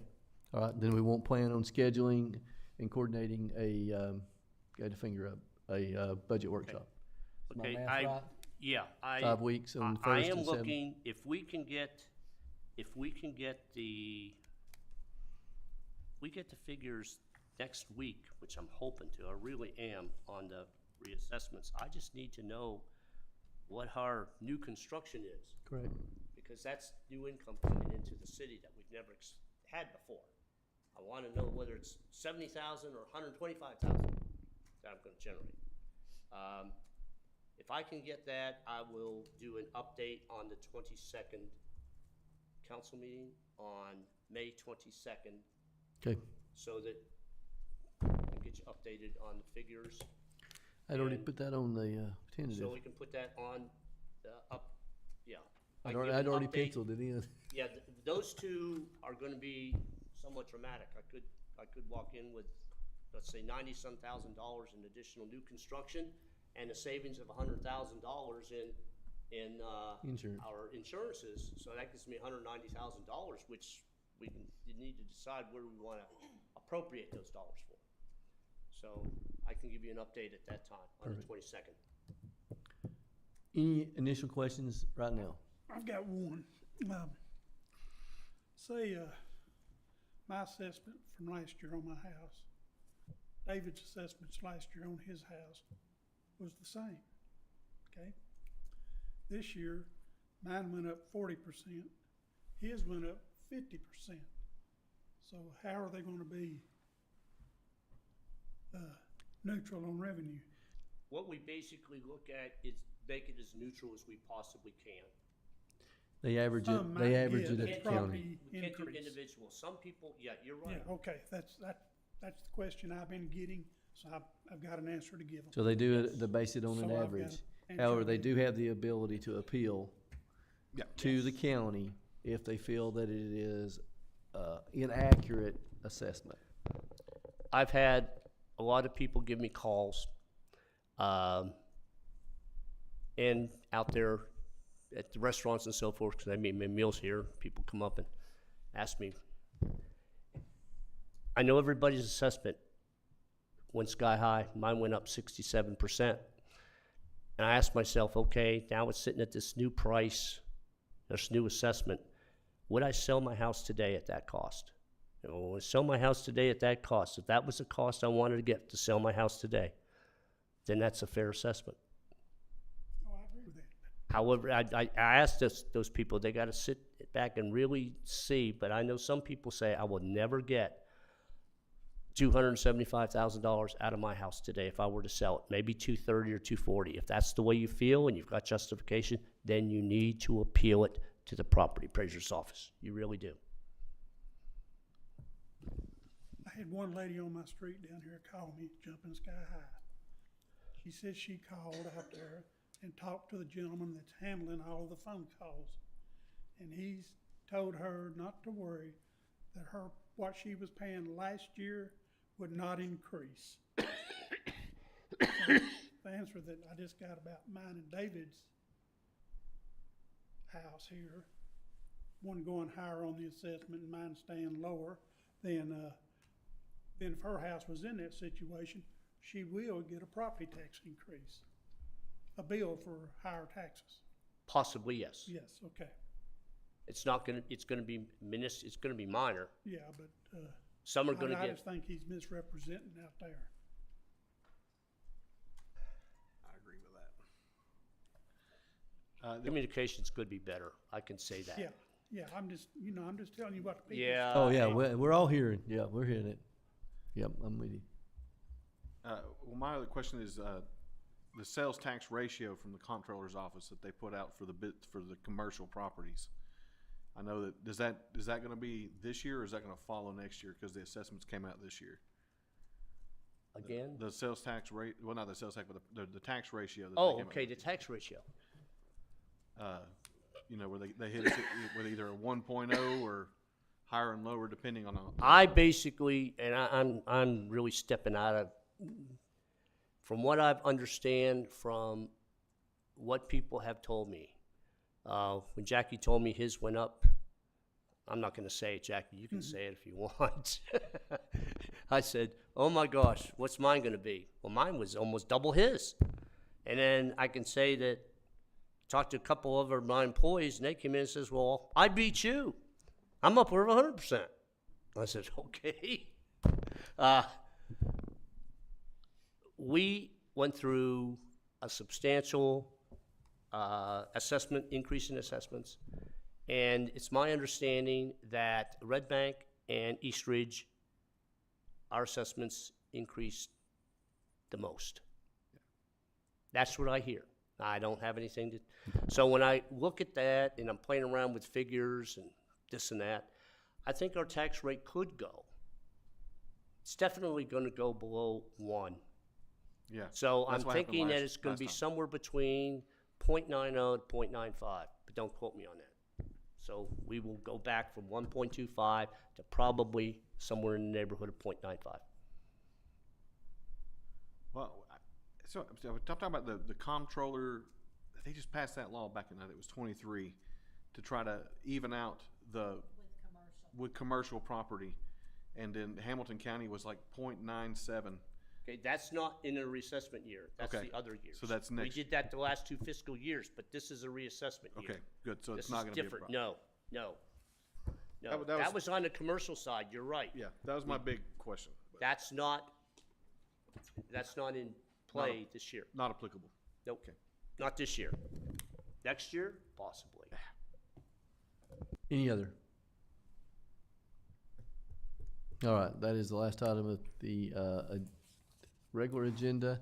So we'll move into the discussion of the tentative agenda for May 22nd, 2025.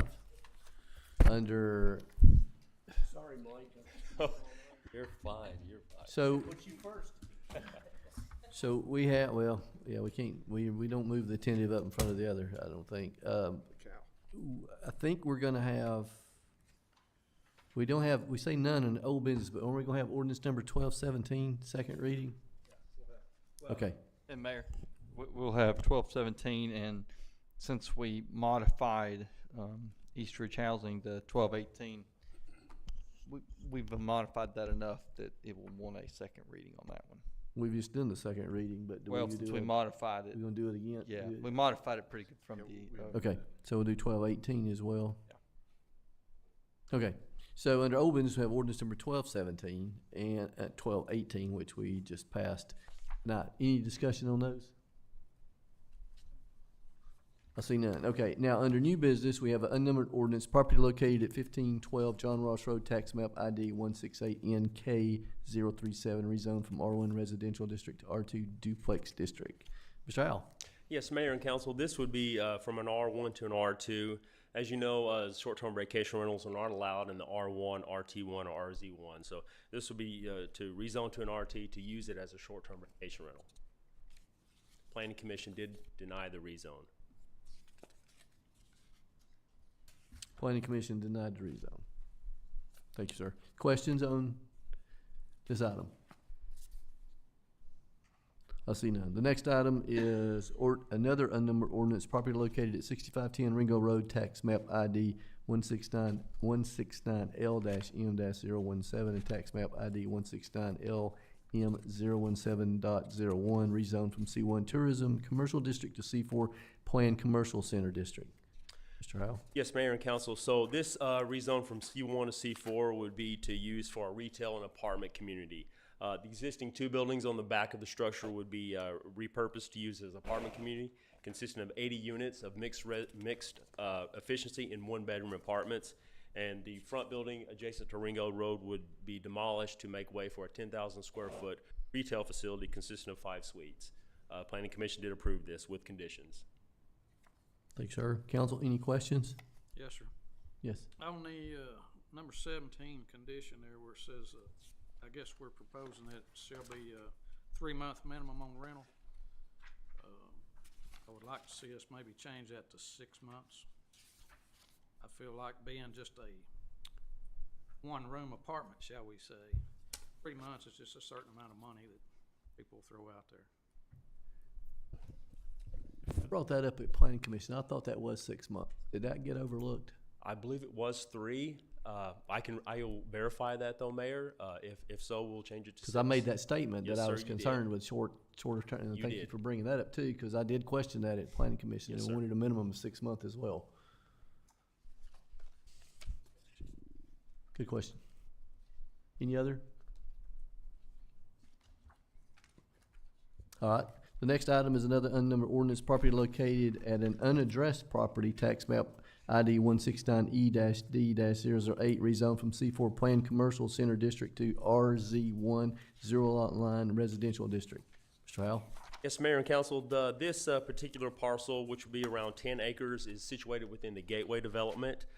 They're requesting the C4 to RZ1 Zero Lot Line to construct 60-plus single-family homes on zero lot line parcels. To my understanding that, when speaking with the developer, even though they're going to be utilizing an RZ1 parcel, they wouldn't meet the minimum requirements. So they would be almost like 50-foot parcels with 10-foot on each side separation between the units. The parcels would be somewhat larger than what you normally see on an RZ1, which is 2,625 square feet with a 35-foot road frontage requirement. Thank you, sir. Council, any questions?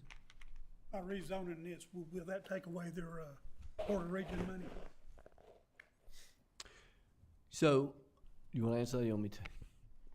So, I questioned that during the planning commission as well, and the actual plat, if you'll look at this, the majority, I would say probably close to 90%, and we'll have the representatives here, at next council meeting, is where they had office. They, in their original design, they had a huge office complex that was gonna be built.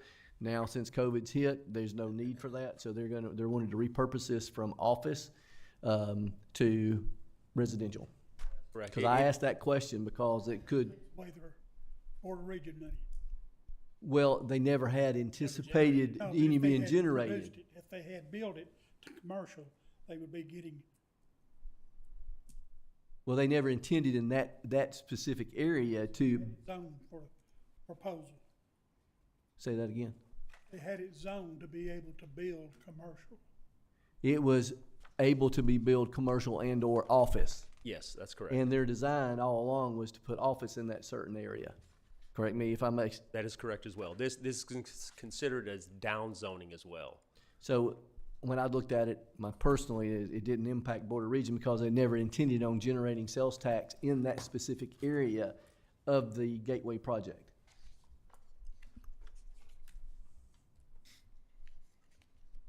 But good question. Any others, sir? Anyone else?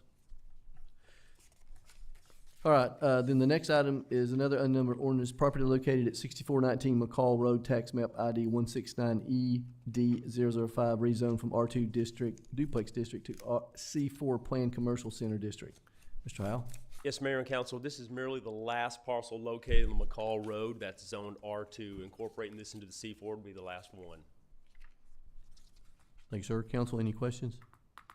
Were there any restrictions on it? No, sir. Planning Commission I mean, approved. so they'll be able to access McCall Road to the commercial part of it?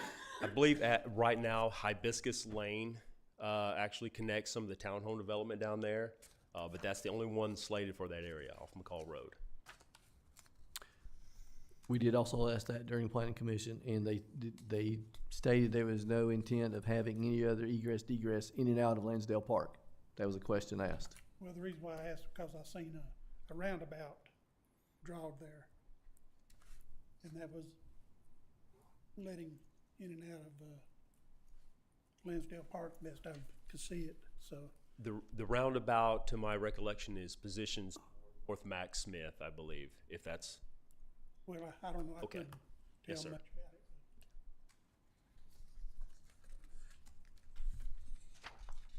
Yeah, I believe this, looking at this map, the R2 to C4 is here, and there's no roundabout around it. It is next to McCall, but again, they stated there's no egress change from the Gateway District into Lansdale Park.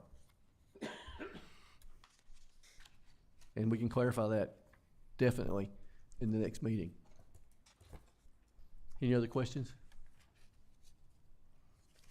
All right, item E, another an unnumbered resolution, property located at 3611 Ringo Road, sign variance.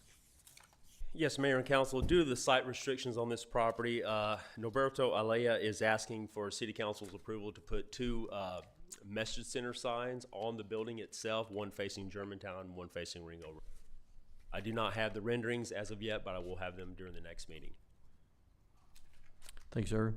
Council, any questions? You're referring to just mounting them on the building itself? That is correct. Normally, they're mounted on either in a monument or a ground sign. He was requesting maybe to put one on each side of his building, yes. Not on top of it, but Not on top, no, sir. Would, is that building still partially commercial and partially residential? If I'm not mistaken, the last time I was in there, Councilman Cagle, yes, the bottom floor is commercial, top part is residential. Yeah, so would there have to be a rezoning for him to put, because I know he's wanting to put them up here where it's residential.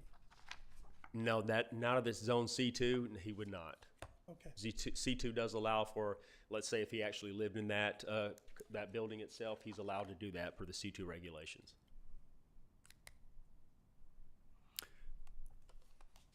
So he had reached out to me and asked me about that, and I put him in touch with you, and he did say that he did not have any ability to put a monument sign in on the property because of the very limited parking there in the curve of Ringo Road in Germantown. He did not mention anything about an LED message center on the building, only a sign representing his business. So that's something we can take up and ask more questions next council meeting. Absolutely, yes. I think in his application, he referred to it as a billboard a couple of times, so it is a message center, Council. now I do know years ago, okay, I've been here a long time. There's a pole sign right there at the corner, right there for the whole business. Because there used to be a gym upstairs, forget what there was downstairs, 2 or 3 businesses. And there was a pole sign right there in the corner, so there has been a sign there. There's probably not room to put one of our monument signs that we'd like to see, but there used to be a pole sign there. Yeah, a monument or a ground sign on a corner lot like that would affect site visibility as well, so it would be dangerous to anybody in that area. I mean, at this point, that's something maybe that he could come back for a sign variance asking maybe to possibly put a pole sign. I know that's something we've gotten away from and shouldn't go back to, but he does have some sort of he has a hardship on the property. But he's been there how many years now with this same hardship and doing good? AK Roofing, quite a while. He's doing pretty good. I think 2 or 3 years, maybe? Yeah, I think he did the roof on the Because building. he done here. an opening. I remember going to his grand opening. I think so. Yeah, I think so. Yep, so he's doing well. Okay, any other questions? Then the next item is an unnumbered resolution approval of insurance contracts for liability, property, and workers' compensation. As you stated earlier, out for bid. Yes, we're out to bid. Is it the 15th we're opening them? Yes, the 15th we're opening them, and we'll see what they come up with. Okay, any questions? I did note that I believe we need a beer board appointment. Is that something we need to probably have? I think it's, Correct. So I think we need to add that. You're posting it today or tomorrow? So the posting went on the website today. Will be posted for 2 weeks, so accepting through May 22nd or I think it's through May 23rd. So the appointment would be Okay. June 12th to give you time to review the applications. Okay. I just had a note just to follow up on it and see where it fell. So it won't be on the next one. It'll be a tentative on the next one then. Okay. Thank you. And then the last, I believe, is, you'd mentioned a budget update. Yes. Potentially. Fiscal year budget update for 25-26. Any question on that or any other additional business we need to add to the tentative agenda? See none. Appreciate everyone here. I do wish everyone to stay safe. I think there is a severe storm warning. Hopefully it will pass without any, but stay safe.